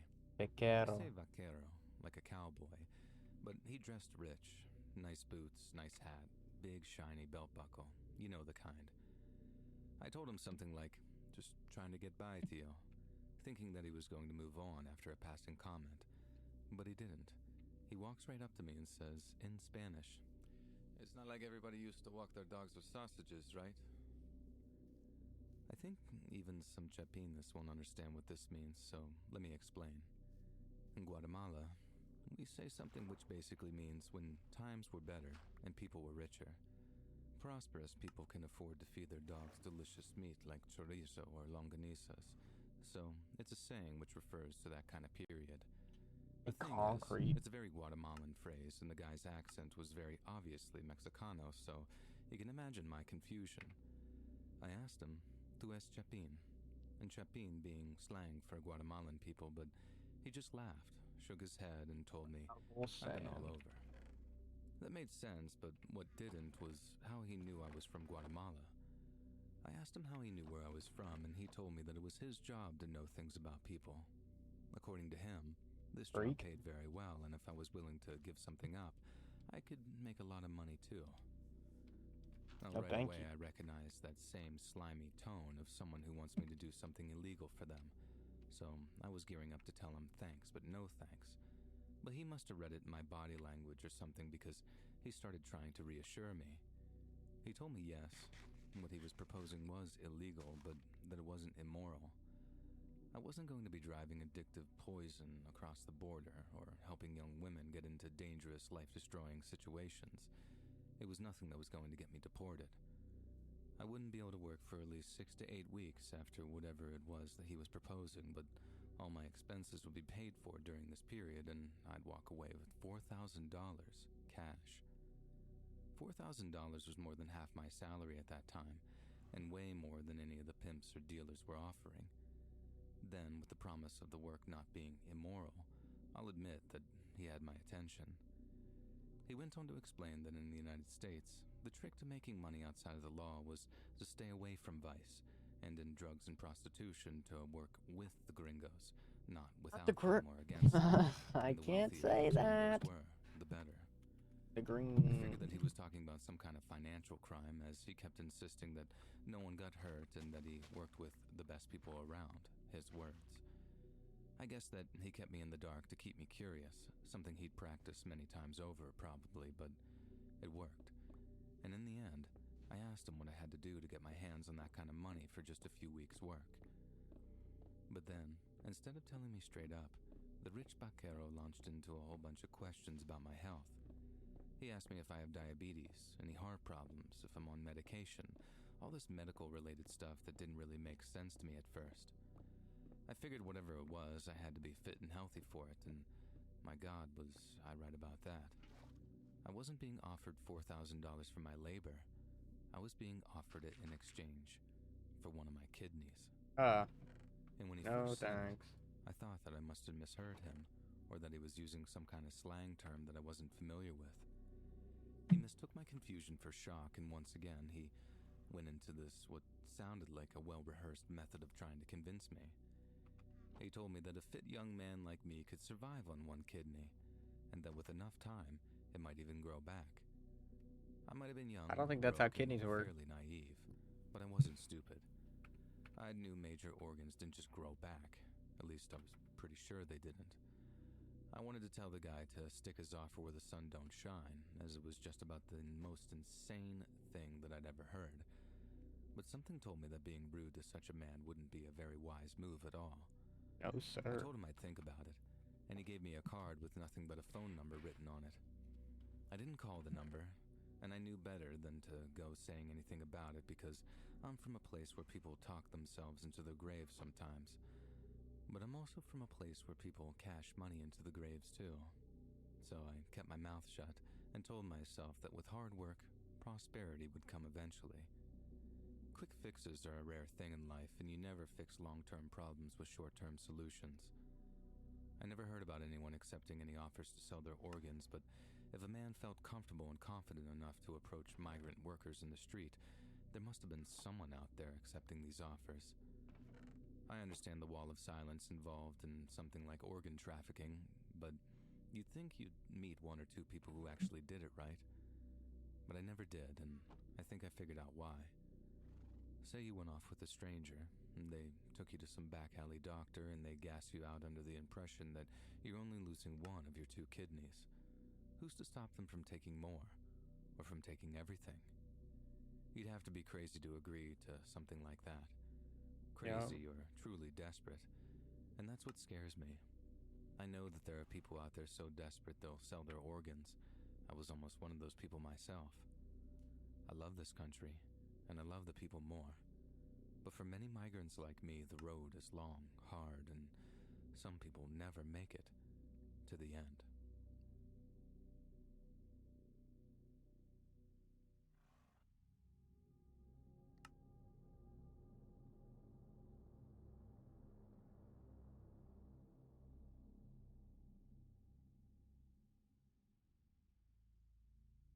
Pinche mierda. I worked for the Las Vegas Metropolitan Police for 8 years, and in that time, I only had to use my sidearm once. A lot of other Metro cops might tell you that's kind of miraculous and that I should consider myself lucky. I do, in a manner of speaking, but those same cops would also admit that my one shooting is worth 3 or 4 of theirs, on sheer circumstance alone. I was driving through North Vegas one night after getting a call to the 7-Eleven on East Owens Avenue. Then on my way back towards the Strip, I'm slowing down as I come up to some lights when I spot something weird on James Street to my right. There was a car parked on the sidewalk with all the lights inside the car switched on, and it looked like the driver was slumped over in a sort of unnatural position. I didn't have any other calls, so I figured I'd drive around the block and then roll past him real slow to see if he was okay. And lo and behold, there's a guy passed out in the driver's seat of his car. So after a quick look around the driver and passenger's side to check for weapons or narcotics, I knocked on his window a few times to wake him up. The guy looked to be maybe in his late 30s, Hispanic, with a closely cropped haircut and what looked like work gear on. And when I knocked on his window, he woke up startled. Now, the first words out of his mouth were, "Oh my God, officer, I'm so sorry. This is literally my house right here. I think I just nodded off for a little bit and parked here." I asked him where he'd come from, and he told me that he worked nights at a chemical plant over in Henderson. He spent all day doing something for his family, then had to work right after, so after running on almost 24 hours on no sleep, He must have passed out as soon as it was safe to close his eyes for a few minutes. Now, normally, I'd have to perform a field sobriety check on this guy, but he genuinely did seem exhausted. His eyes were bloodshot and his speech was pretty groggy, but it was clearing up more and more by the second. He didn't smell like booze and his ID checked out, but there was still something that didn't sit right with me. When I asked him which chemical plant he worked for, he said Olin chloralkali. But I had a cousin in the chemical industry and he worked on the same Henderson Industrial Park, only at a company called Borman. Borman was the only chemical company running night shifts at the time, so if he didn't work for Borman, he couldn't have been working as anything but an overnight security guard. But since he was dressed for a manufacturing line or some other kind of heavy work, there was no explanation as to why he'd be out so late. I ran his ID, and the guy's record consisted of nothing but a few late parking fines, but I figured just to be certain, I'd run a field sobriety test and maybe search his vehicle if I noticed anything during the testing. Now, worst case scenario, I'd minorly inconvenience this dude, and he'd probably understand my reasons for doing so given how chill he was being. But best case scenario, I'd find whatever was making my spidey senses tingle in this situation. I'd caught the guy in a lie, a small one, but whenever that happens, you gotta remind yourself that no one with innocent or wholesome intentions tells casual lies like that, especially not to cops. So I head back to the dude's car and ask if he'd mind undergoing a quick sobriety check. He responds by saying, "No, not at all, officer." But then there's a slightly awkward pause before he says, "Do you want me to do it now?" I nod and he just sort of looks back at me as if to say, "Really? I thought we were cool." I explained to him that as much as I appreciate how tired he is and how hard he's been working, I've been ordered to perform a check on him given the circumstances. I promised to make it as fast as possible so we could get him inside and into bed, but that I had to do, or risk making my sergeant angry, you see. And that was total BS, but I figured if he could give me a little, I could give him a little. But instead of getting out of the car, the guy's arm, which had been resting on the door where the rolled-down window was, disappeared behind the door where I couldn't see it. This is a big no-no when dealing with cops, especially during a traffic stop or any kind of vehicular-based interaction. You can call me a bootlicker, tell me your taxes pay my wages, or that you're going to get me fired, but as long as you keep your hands at 10 and 2, I'm usually chill. You start putting your hands in places I can't see them, and I start getting nervous. I take a quick step towards the guy, hand on my sidearm, and tell him very politely to keep his hands where I could see them. He throws them both up, saying, Okay, officer, chill out." But they start drooping down again the moment we start arguing about the sobriety test. I had to physically pin the guy's left arm to the door to keep him from reaching, but he kept telling me, It's okay, I don't have any weapons in the car, I'm just trying to unlock the door." I then told him to unlock the door with his other hand, and that's when he grabbed it. The guy had a gun tucked behind his back in the driver's seat, and I was so focused on what his left arm was reaching for, I considered that the whole time he was reaching down for leverage, so he pushed himself forward a little, grabbed the gun, and started shooting at me. One of his bullets hit my left arm, but my gun was in my right, so I dropped back out of his arc of fire and then just unloaded through the rear passenger window, putting bullets to the driver's seat and into the dude's center mass. My left arm refused to work on me, so I had to grab my radio with my right, still holding onto my gun in order to call in that I'd been hit. This put me at a huge disadvantage for a second or two, and if the dude had still been a threat, he could have taken me out with a few well-timed and well-placed shots. But thankfully, he was in no position to do that.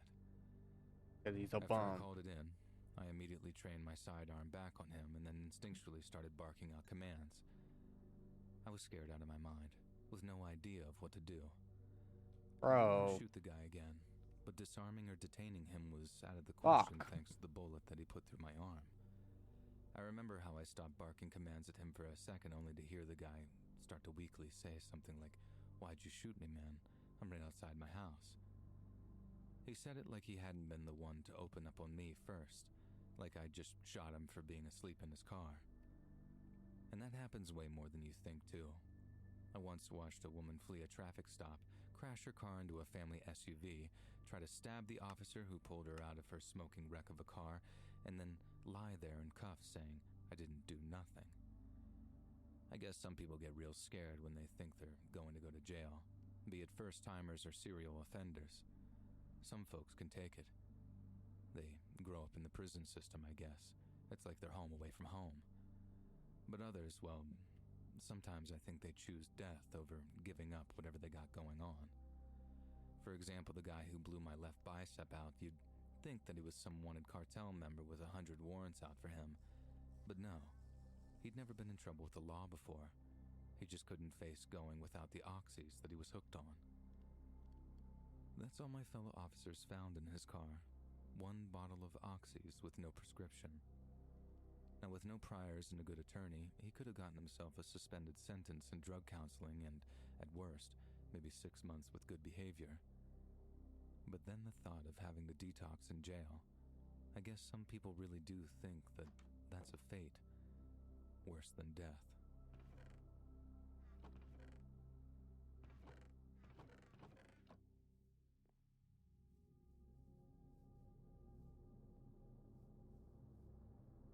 Go to bed's like 2 for you. Why did you change your name? Because I kept getting confused with the Pangy guy who does the lifesteal.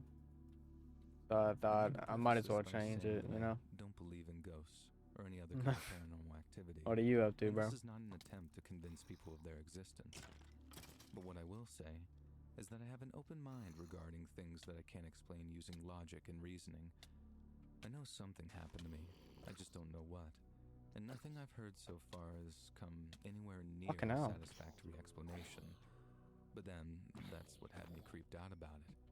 If I could just chalk it up to seeing a ghost or witnessing a glitch in the Matrix, as I've heard people call it, or any of that crap, at least I get to draw a line under it and move on. But I can't, because I have no idea what happened that night, and neither does anyone else. I used to work for a security company that contracted overnight work for large office buildings in downtown Houston. Some of the buildings were real nice places, and their security offices had all kinds of amenities that others just didn't. Good luck. They made for some of the most boring overnight shifts you could possibly imagine. Tough guards can be exhausting and dangerous, but boredom is a different kind of place altogether. So you understand when I say out of all the places I expected my scariest guard might be, those places didn't get anywhere near the top 10. So, one of the buildings we worked in had a bunch of different offices on each floor, with the layout of each floor being shaped like a letter U. Each of the floors was owned by a different company, for the most part anyway. Sleep good, bro. Most had a different design, but the same layout.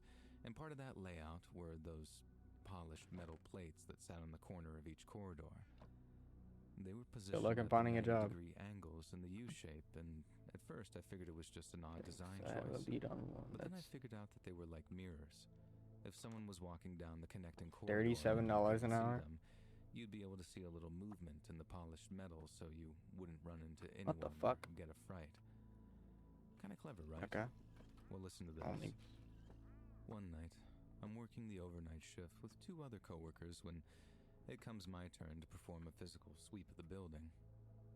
We had most of the building mapped out with cameras, but no security guard worth his salt relies on electronics, so every half hour, one of the guards would take a quick walk around each of the floors just to make sure everything was A-okay.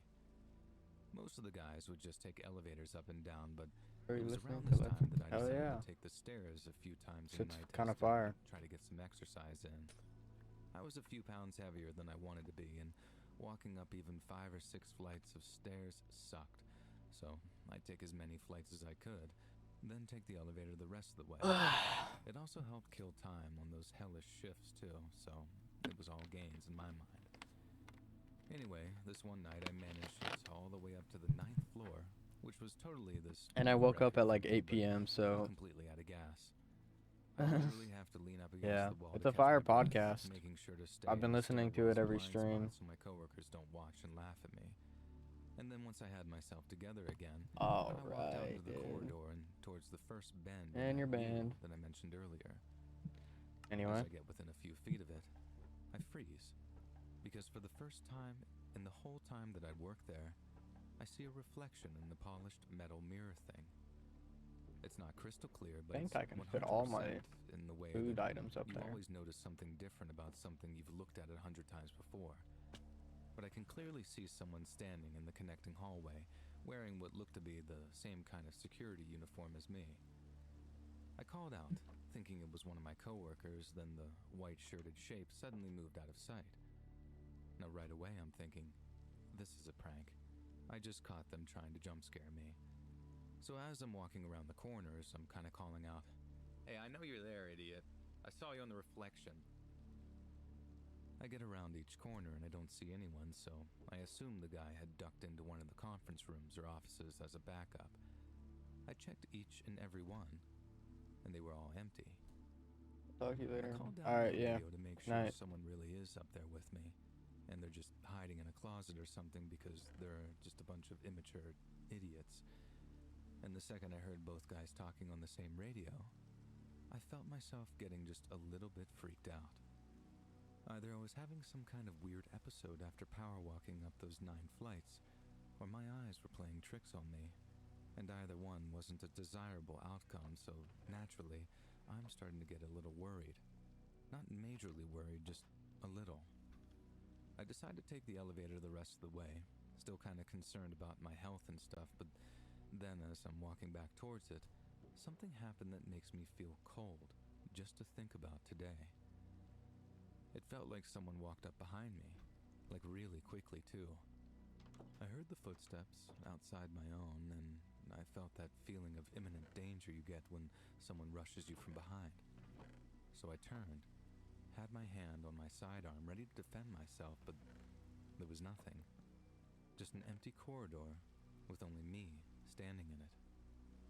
I can't even really think of the words for the kind of fear Bro's that I was definitely feeling tweaking. in that moment. The best that I can come up with is it was like a physical force. That fear hit me, and it pushed me towards the elevator at a speed walk. I was convinced that someone was up there with me, but at the same time, they either had to be psychic or a ninja to be able to rush up on me like that, or at least make me feel like I was being creeped on. None of it made any sense. And more I'm thinking that there's something wrong with me and not that something weird is going on. Once I was safely in the elevator, I called down to my coworkers and asked them to watch all of the cameras on the 10th floor for any kind of movement.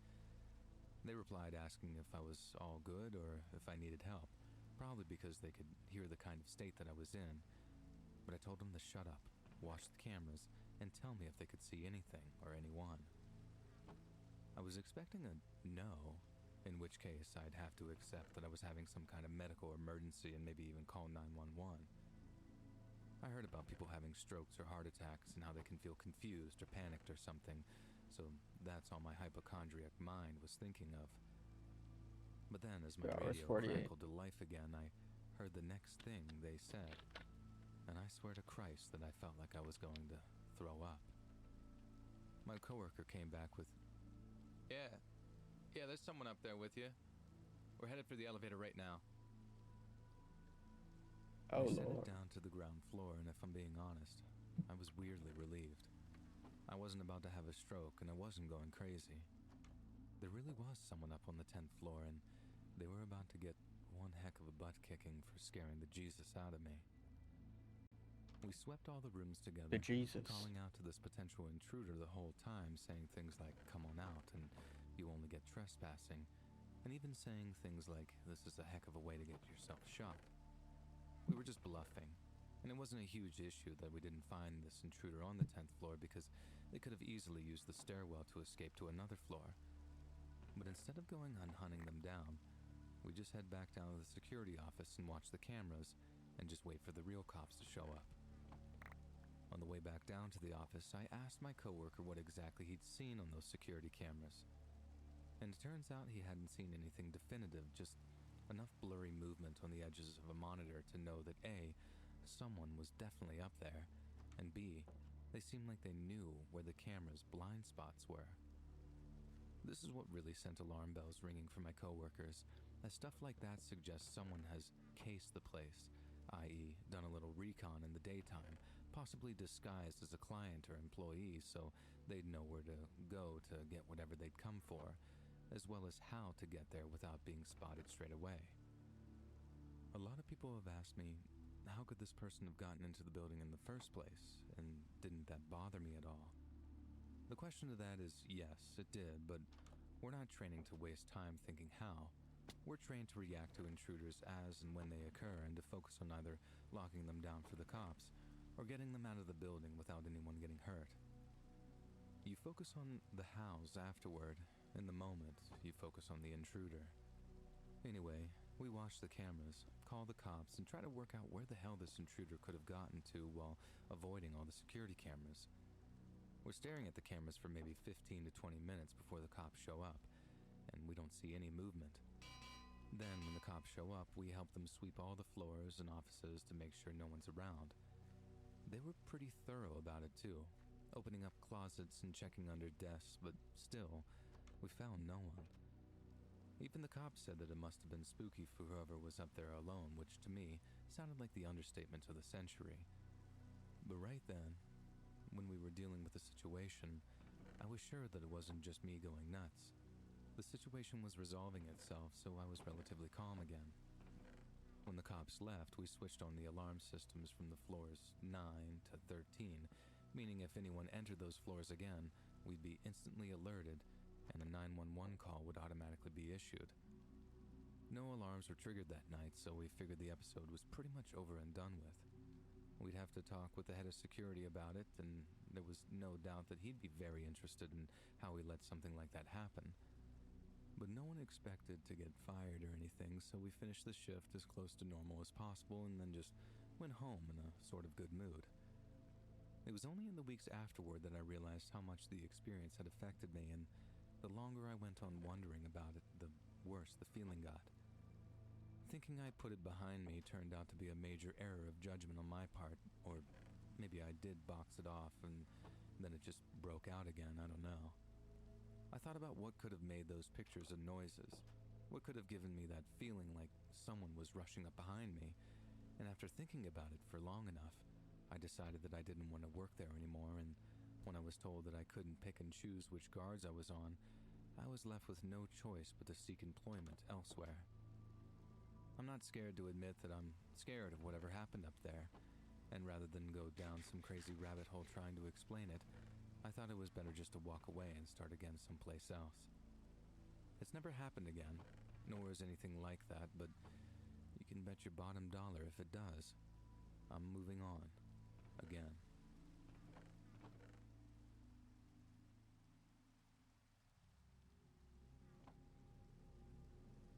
Stone tile stairs.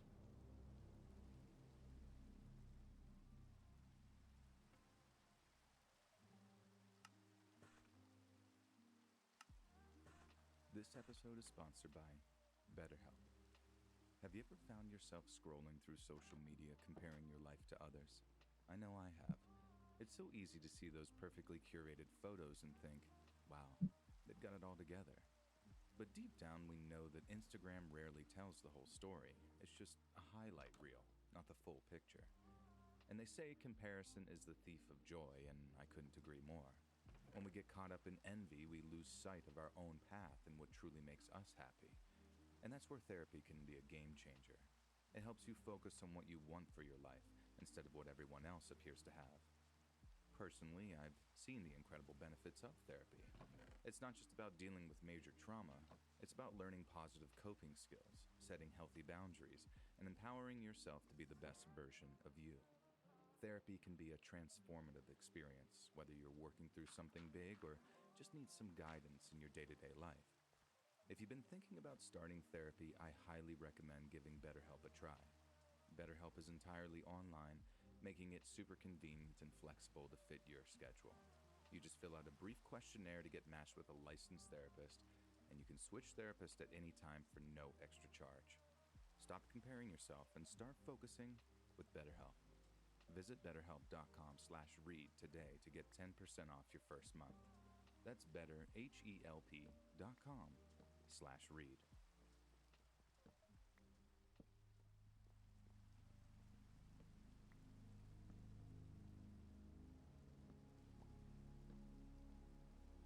worked for loads of different builders firms over the years, and at one point, I was working as what was basically a supervisor for a small but very successful local firm.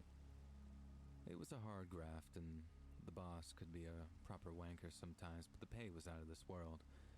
We'd contract these killer jobs, but because no one else wanted them or could get them done on time, the firm could basically name their price. Pay varied from job to job, and some seemed less worth it than others, but it was way more than I'd be getting from other firms in the area, so I was pretty chuffed about that. The only problem was, it wasn't the most stable of jobs, because if there was nothing available, we didn't work. Until one day, our problems were solved. There was some housing development being laid out, about halfway between us and the next big town over. The local council had already hired a national firm to do the job, but apparently there was some miscommunication about the projected finish date, and the big firm pulls out. This left the council completely in the lurch, as they had already signed the contract on the demolition of some older housing estate. Basically, if the blocks didn't get built, a load of people were going to be homeless come the autumn. And that's where we stepped in. According to the head of the firm, we could get the job done under budget and ahead of schedule, and our secret weapon was night shifts. If the shifts were staggered between all the lads that worked there, we could have one group work the day, one group work the night, and get the whole job done in a few months. All we had to do was throw down the foundations and brickwork, and then another firm was coming in for the decorating, so they all needed to be done by a set date. You get the idea anyway.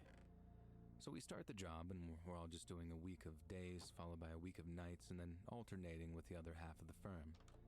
The days were all right, but the nights got very difficult very quickly. As anyone who's done any serious night shifts will tell you, your daytime life doesn't stop. Those with kids had to go get them to school and back, or there'd be doctor's appointments or other things like that to get done. A group might start a week of nights all chipper and up for it, but by the time Saturday morning came around, we were just about ready to drop dead. This got worse and worse over the weeks and months, with everyone complaining about being overtired, but we also didn't want to throw in the towel and risk breaking the deadline, which in turn would have put the whole contract at risk. Lads were joking about some kind of accident happening, but we all kept our heads screwed on, kept ourselves from cutting corners, and otherwise kept ourselves safe on the job. But that couldn't be said for everyone on the site, and in the end, I suppose it was a case of the inevitable finally happening. We've had this massive 500-ton mobile crane on site for a few nights. Brand spanking new on lease it was, and operating it was one experienced bloke and one apprentice. One night, the crane was in use shifting some steel panels around when, for some reason, the apprentice decides to get one of his later jobs done earlier. He probably thought that he was in a safe spot, considering the crane was operating on the opposite side of him, and he also probably thought that he could get a later finish by cleaning the decking off before he usually did. Either way, he made a massive error of judgment. He just didn't realize it until it was way too late. He didn't think that he was in what you might call the crane's swinging area, but was. That's not to say that there isn't a safe spot, he just wasn't in it. And then suddenly, the precast blokes needed a box of plates from another area of the site. The crane turns the other way, and that was that. All I heard was a load of shouting at first, really frantic, frightened sounding shouts too, so I knew immediately that something was badly wrong.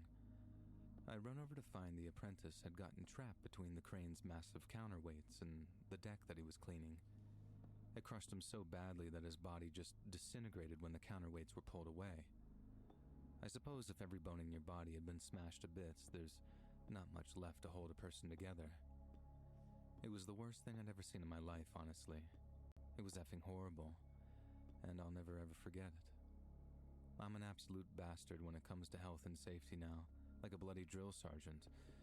Some of the younger lads think that I'm just a prick, but I'd rather be a prick whose apprentices got to go home to his mum and dad than a nice bloke at their bloody funerals. The whole aftermath was grim as well. The family of the lad tried to take the firm to court, trying to get a load of money out of them, but the firm was quite easily able to prove that the lad was doing something that he knew he shouldn't have been doing. You gotta sign all kinds of paperwork saying that you've understood what you've been told in terms of workplace safety, so if you breach any of it and get hurt in the process, you haven't got a legal leg to stand on, basically. It was just heartbreaking for the family, to be honest.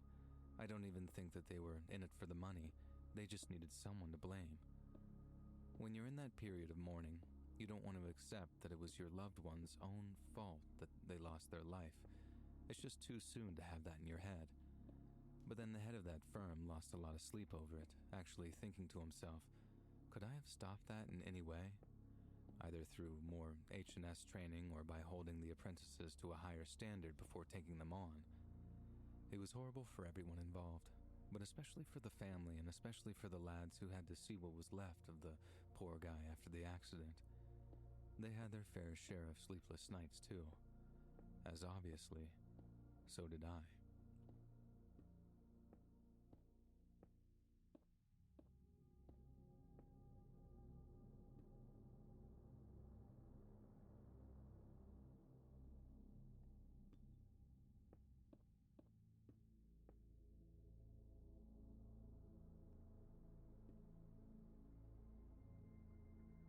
Former hospice nurse here who spent the better part of 3 years working night shifts, so I got a couple of horrible ones to share with you.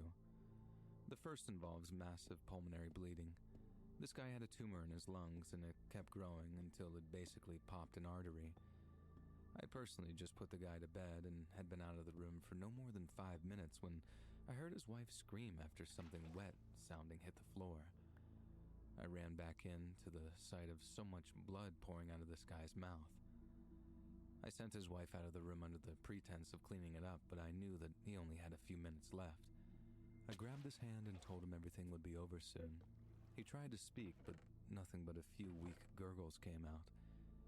It's horrible to see someone so afraid, especially when there's nothing you can do for them. He was begging me to help him breathe again, but unless someone is on the operating table, there's just nothing you can do for them except comfort them as they pass. He went into shock after a minute or two, then eventually died 10 minutes later. I remember how the floor around him was this deep, sticky red from all the congealed blood, and how it took 2 hot washes to get all the stains out of my uniform. I've seen similar in a patient who suffered a sudden rupture of extreme esophageal varices. For people who don't know what that is, you have esophageal blood vessels in and around and varices throughout your esophagus, as is the case for most of the body. In patients with liver disease or liver failure, the liver's inability to liver stuff caused a huge amount of pressure. This increased pressure in the liver's blood supply, causing the backup of blood to be pushed into vessels connected to the liver, and these inflamed blood vessels are called esophageal varices. Think hemorrhoids of the gullet. They can vary in severity, and most often they are undetectable until an ultrasound confirms or if bleeding happens. There are medications that calm the vessels somewhat, but it's a chronic problem that can't be reversed and it only worsens. To put it as plainly as possible, you have these ticking time bombs throughout your whole upper body, and oh sooner or shit later, one of them's going to explode. I had another patient, a 32-year-old alcoholic that was going through chronic organ failure and just couldn't seem to fight his way out. He tried rehab before. I had been a candidate for a liver transplant at one point, but there's a threshold. If a person is so sick that they die regardless of a transplant, a doctor isn't going to waste the surgery, so, in essence, the guy drank himself out of transplant candidacy and into an early grave. He was admitted to the hospital because he needed a tap to drain the liters of fluid that built up in his abdomen due to the liver failure, but the buildup of toxins was also causing heart failure and severe respiratory problems. During this hospitalization, he made the decision to go DNR, or DNI, at 32 years old. Do not resuscitate? Which means do not resuscitate. We thought that was going to be the end of him, but miraculously, he made Hey Chad, I'll end the stream when we finish the house. He was I'll give a discharged, send-off. promising to clean himself up, but was admitted to the emergency department a few weeks later with controlled vomiting. He'd fallen off the wagon, gone on a binge, and it straight up killed him. Shortly after arriving on our unit, and despite giving him a bunch of anti-nausea medications, his vomit went from bile appearing to straight blood. I've never seen so much blood coming from a person, and in such a violent, painful, messy way. We tried to replace all the blood that he was losing in the hopes that the varices would stop bleeding, but they didn't. And although we worked our butts off trying to keep him alive, he began to lose consciousness and his breathing slowed. An irregular heartbeat quickly turned into prolonged ventricular tachycardia, which is when the lower chambers of the heart beat very fast in quick succession, which is obviously something you don't want. Normally, we'd be considering defibrillation by that point, but because he'd opted for a DNR, we just had to step back and let it happen. His heart rhythm quickly deteriorated further into a slow, very abnormal rate and rhythm, and then started to fail completely. The little blips on the monitor were rare at this point, and his breathing had gone from gasping a few times each minute to nothing at all. I've been in situations like that where staff are devastated to have failed to save someone's life. Sometimes it seems like someone's about to pull through and then they're just gone, and the doctor is calling it. But that time was the first time when instead of the sense of loss and frustration that everyone just has to swallow so they can carry on, there was a sense of relief. This almost indescribable sense of relief throughout the room because he was no longer suffering anymore. To this day, what happened in that room remains the most harrowing example of what addiction can do, and the outcome was the most hideously miserable but preventable death I've ever witnessed.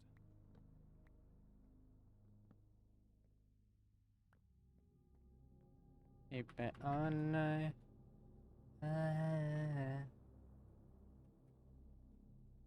Oh, that was spruce wood. Alright.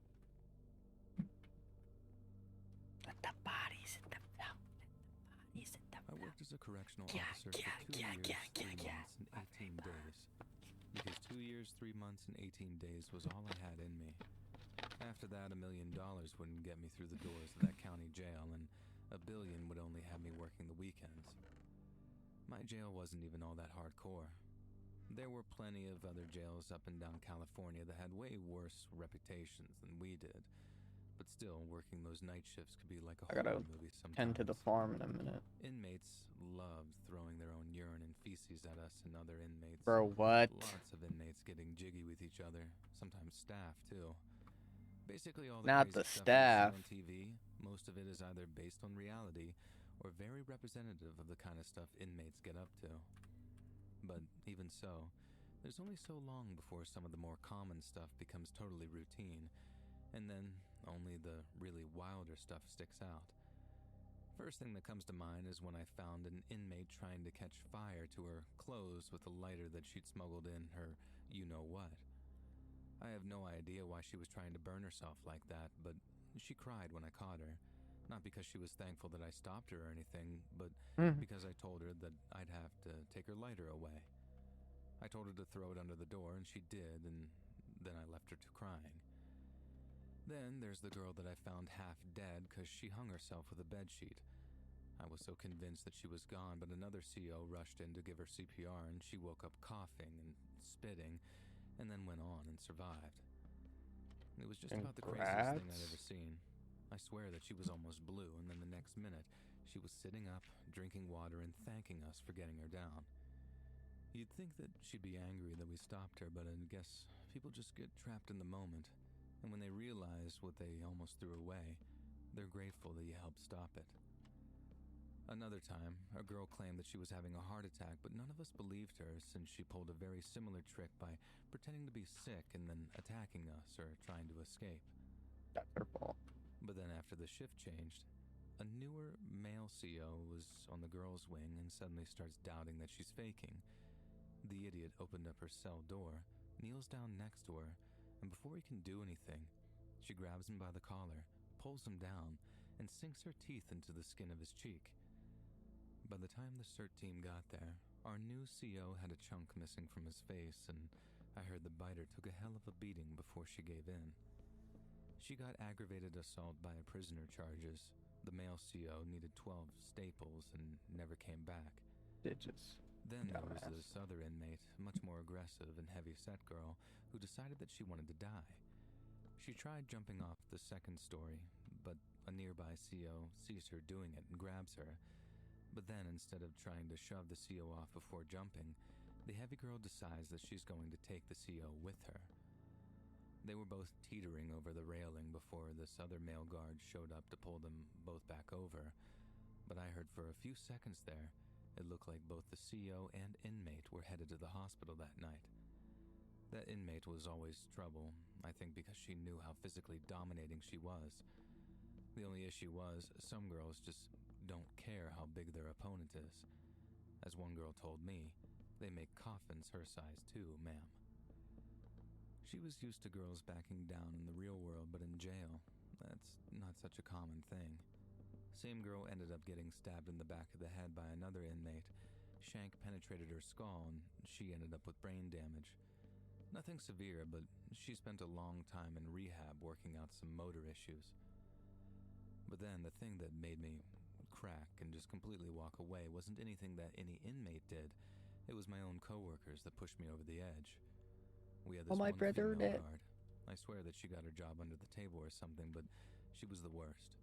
Everyone dreaded working with her because they knew they'd be working double to make up for her laziness and incompetence.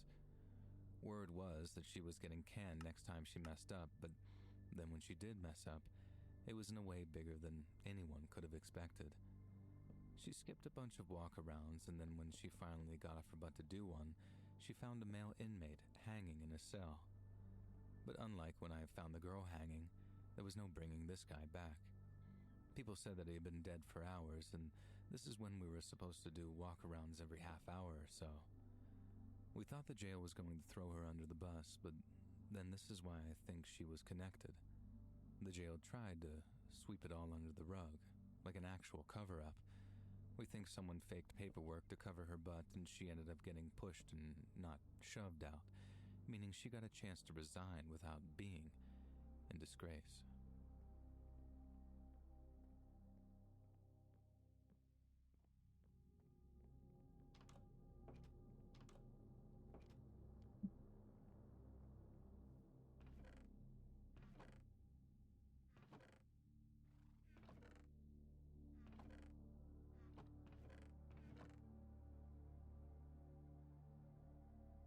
Back when I was a senior in high school, I had a weekend job pumping gas at a highway gas station here in New Jersey.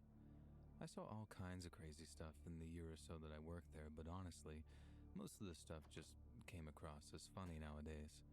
Like even some of the closer calls with crazy customers or the time that I got robbed, I wasn't really in any life-threatening danger. I know how to handle myself, and I know not to do anything but cooperate with someone desperate enough to stick a gun in my face. We're trained to give up the money. It's insured, but there's no putting my brains back in my skull if I decide to be a hero over $50 and change. I mean, come on. The guy was even more scared than I was, so now it's ended up being like a crazy but not so scary story that I have no problem telling at parties or on dates or whatever. But then there's this one thing that happened that I don't bring up so easily, and that only ever comes out when people want to know what's the worst thing I saw. This is a nice house, chat. I'm not even in the mood to talk about it, because I know that it can't have been just some rare one-time thing that only ever happened to me. But other times I feel like I gotta warn people, so they'll recognize it and act on it like I did. That's another part of this I hate. Chat. I feel like it sounds I as if think I fucked up. myself out as some hero in this situation, but I can promise you, I don't feel that way at all. I feel like I did the bare minimum, but enough intro to get to the story. One night, I was working the night shift when an Audi with South Carolina license plates pulled in at around 2 in the morning. Some guy got out, asking me to fill up his car while he went to the bathroom. He put a $20 bill into my shirt pocket, promising another 20 if I could get the tank filled up quickly. Naturally, I rushed to do as he said, and I noticed a middle school-age girl asleep in the back seat, covered up to her chin with a blanket. I didn't want to wake her and risk losing my tip, so I proceeded to fill the tank as fast as I could while still being careful, keeping an eye on her to ensure that she wasn't waking up. She remained asleep, and as I focused more on filling the tank, I suddenly got this chill through myself when I looked back up at her. She was staring at me with her eyes wide open. Before I could say anything, she mouthed 2 clear words through the glass to me. Help me. There was a moment where I just stopped dead. Nah, she and trolling. the gas pump no longer filling up. And then I heard his voice asking, "Hey, everything all right over there?" I had to think on my feet pretty quick. I told him that something was wrong with the pump and that I could head back inside to reset it so the gas would start pumping again. I went on about how it had been happening on and off all day, apologized for the inconvenience, and assured him that it would be working in just a second. I ran inside, pushed the silent alarm, and then walked back out to finish filling up his tank. He fell for the whole thing, and if I say so myself, I put on an Emmy-winning performance and not completely freaking out and either strangling him or making some misguided attempt to actually rescue the girl. The cops later told me that I did the right thing. I had his plate number on the cameras, I got a good look at him and the girl, and his fingerprints were on the cash that he gave me. I made sure to call 911 as soon as they left, but thanks to the silent alarm, a patrol unit was already on the way to me. The dispatcher redirected the cop to the road the guy pulled off onto, and bingo, he was pulled over on a traffic stop. Supposedly all ended well for that particular girl, but how many others don't get a chance to signal for help like that? How many end up in the trunk instead of the back seat? How many don't get rescued?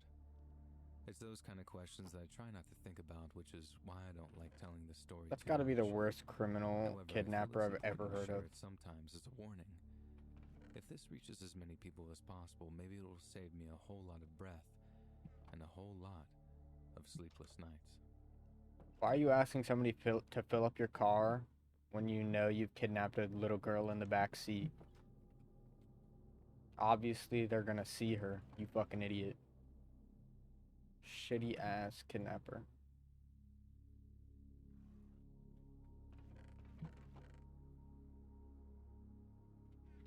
I was a long-haul trucker for almost 10 years, and I've got my fair share of wild stories from those times, too. They're not all bad, but I guess it's just harder to remember the good ones sometimes, and top of that, no one asks for the funny stories. They only ever want to know the crazy or creepy ones. Real. And out of all the things that happened to me while out on the road, this one haunts me more than most. One of my main trucking routes was from Denver, Colorado to San Antonio, but with one stop in El Paso along the way. As anyone will tell you, driving through El Paso takes you under and over a hell of a lot of bridges. There's a strip where the 10 and the 110 cross that looks like spaghetti when you look at it on a map. And I was once driving in that area in the early hours of the morning, having just gotten back on the road to San Antonio. I was dead tired, wired on cheap energy drinks, and was just reminding myself of why I hated driving at night so much. When wham, something smashes into the windshield of my truck. On pure instinct, I slam my foot on the brakes, wrestling the wheel to make sure that I don't jackknife and tip over on the highway, and thankfully, I soon came to a complete stop. But there was still an issue of what exactly had hit me. So the second that I was sure that I didn't have any injuries, I jumped out of my cab and started looking around. Lying on the highway, a few yards back to my right, was a body. And since they came out of absolutely nowhere, there was one place that they could have come from. Above me. My first thought was that it was some kind of attempt to take their own life or something like that. Like a double whammy of the fall then getting crushed under the wheel of my truck. They didn't go under the wheels though. They just smashed in my cab and tumbled off to the side, and as terrible as their injuries were, I knew that there was a chance that they might still be alive. I rushed over to where they were laying, trying to juggle dialing 911 with trying to get a response from them. They were in some pretty bad shape, but I could tell that it was a Hispanic guy in his 20s or 30s maybe. But then as I went about checking their vitals while talking to the dispatch, I realized this guy was dead. And not recently dead either. 28. The dude was legitimately cold. I was passing that on to dispatch when I noticed all the saran wrap all over his side. He was lying on his side, so Crafting table, 2 obvious iron, at and a first, but chest. sure enough, Someone had wrapped his torso in saran wrap in order to secure a large piece of paper to his chest. I didn't want to touch the guy. My Spanish isn't great, and I couldn't get a good look at what was written on the paper anyways, but I know enough Spanish to know that ja ja ja is how Mexicans say ha ha ha, like laughter. And what little of the paper I could see was covered in those ja ja ja ja's. Ja ja ja ja. The guy hadn't jumped off the bridge. He'd been thrown. That someone had thrown him off. Got it. And whoever did it thought it was funny. I'm him. I since learned that El Paso, along with almost every other border town, has a lot of trouble with cartel violence, but El Paso especially so. I was questioned by cops at the scene, and I had to get a guy out to change my windshield, so my overall journey was delayed by about 18 hours, but the eventual drive into San Antonio felt like an eternity. As you can probably guess, truckers have a lot of time alone with their thoughts. Sometimes that can be a good time. Other times, not so much. And that final leg of the journey over to San Antonio definitely fell into the not-so-much category. Like I said, I've seen some crazy things in my time as a trucker, but in terms of pure horror stories, that one just about covers it. I think it would have been a whole lot worse if the person had still been alive when I hit him, because even though I wasn't the one to toss him off the bridge, there'd still be that thought of, if I'd only picked a different route, or variations of that kind of train of thought, I guess. But still, seeing the laughter on that chest sign is something that kept creeping back in my mind on dark and lonely stretches of that highway. Every death is a tragedy in some form. As a God-fearing man, I believe that with all my heart. But then to think that there's folks out there who see death as the punchline to some sick joke, well, that's a thought that just about chills me to the bone.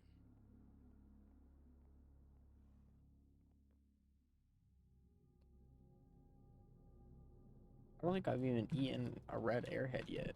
Where are the red ones? They gotta be in the back. Where are the red ones at? There's a red one. There we go. Yeah, we got a red one. Don't worry. This all started a couple of days ago, July 5th, where I'd get a random call from FedEx at around 10 p.m., where they would ask me for my name and address, which they already knew. I gave it to them thinking that it might be a package that was lost and somehow found its way back to my home. In hindsight, I should have known FedEx doesn't deliver past 8 p.m. here in Canada. I thought nothing of it till I got another phone call saying they can't find my unit number and asked me to come out to the roundabout near my place. My dad thought it was weird, so he patrolled the area to find these people. My dad did around 4 laps. The first lap, there wasn't anything there.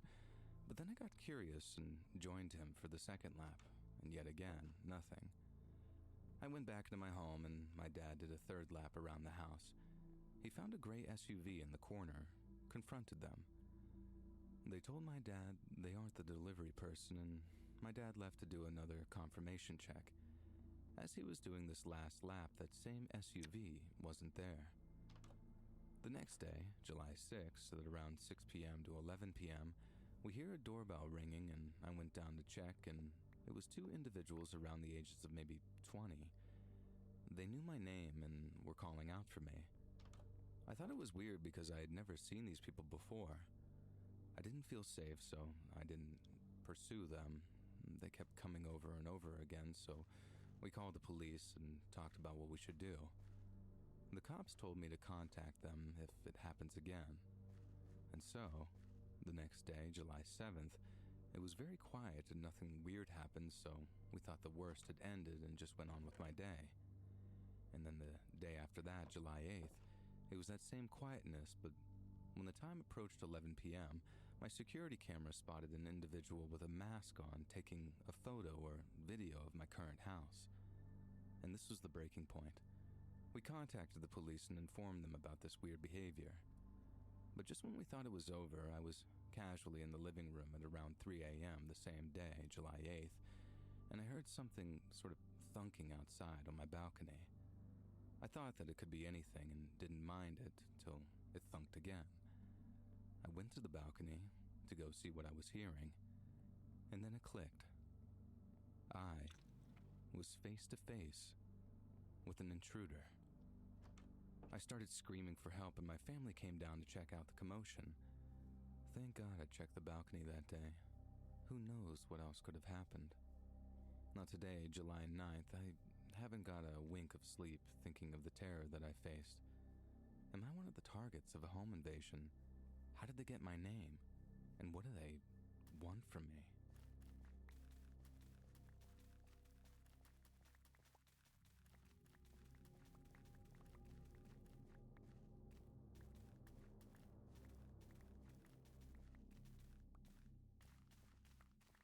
Small business owners. Spectrum Business knows you do it all. Make sales, track inventory, and keep your customers happy.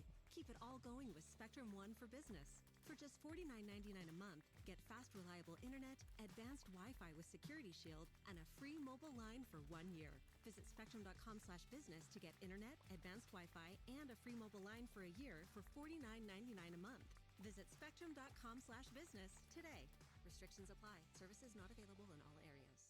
We're 1,000 miles from the southern border, but illegal immigrant crime is in our backyard. This man is charged with aggravated murder after a body was found in an alley just north of Cincinnati. Furman Garcia Gutierrez is an illegal immigrant who's been to jail nearly a dozen times, deported 7 times. Senator Sherrod Brown voted 10 times to protect sanctuary cities in Ohio that release dangerous, illegal immigrant criminals like this one onto our streets to commit even worse crimes in Ohio and across the country. Call Senator Sherrod Brown at 216-522-7272 and tell him to support S1068, the Stop Dangerous Sanctuary Cities Act, and start voting against dangerous illegal immigrant criminals and for our safety in Ohio. Paid for by One Nation. www.onenationamerica.org.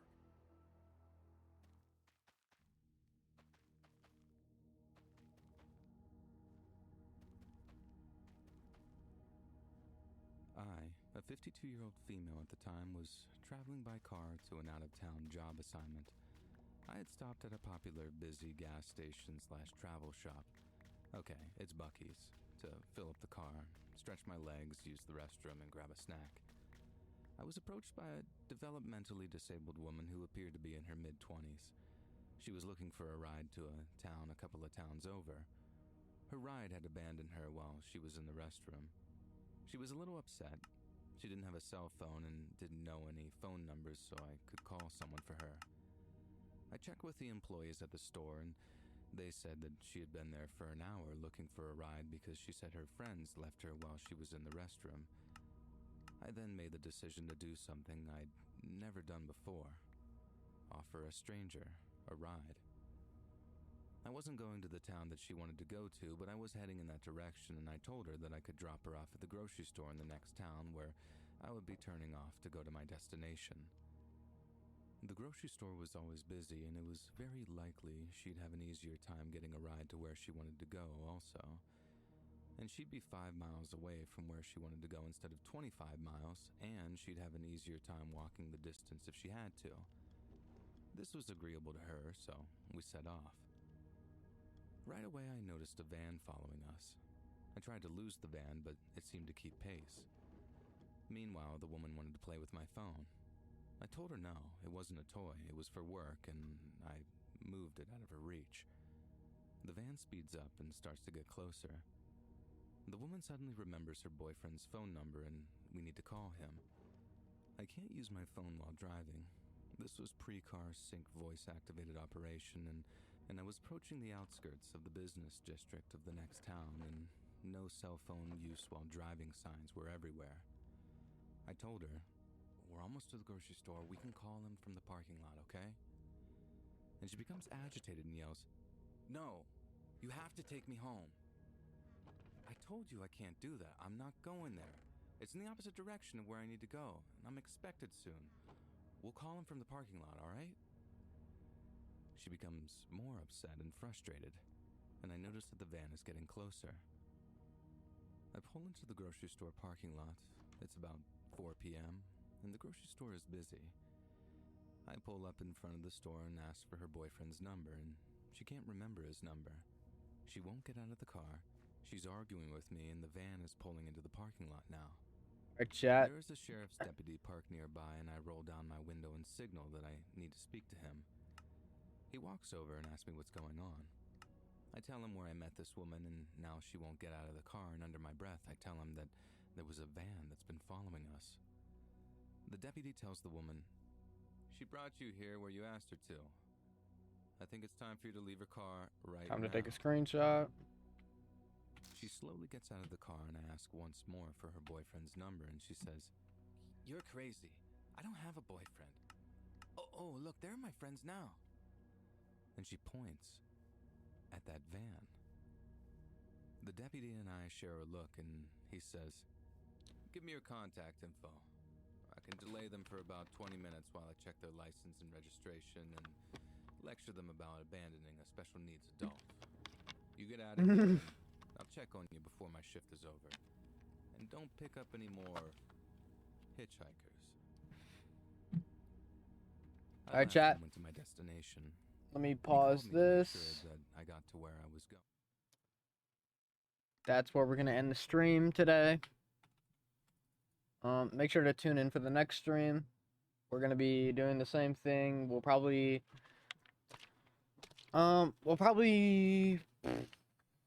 rearrange the farm again, make it look a little better, clear out a little bit more area, just make everything look better overall. Finish furnishing the house, make a little garage area for the horse, and I'll see you all in the next stream. Make sure to hop over to the YouTube and check out the VODs, just in case you miss a stream. So, see y'all later.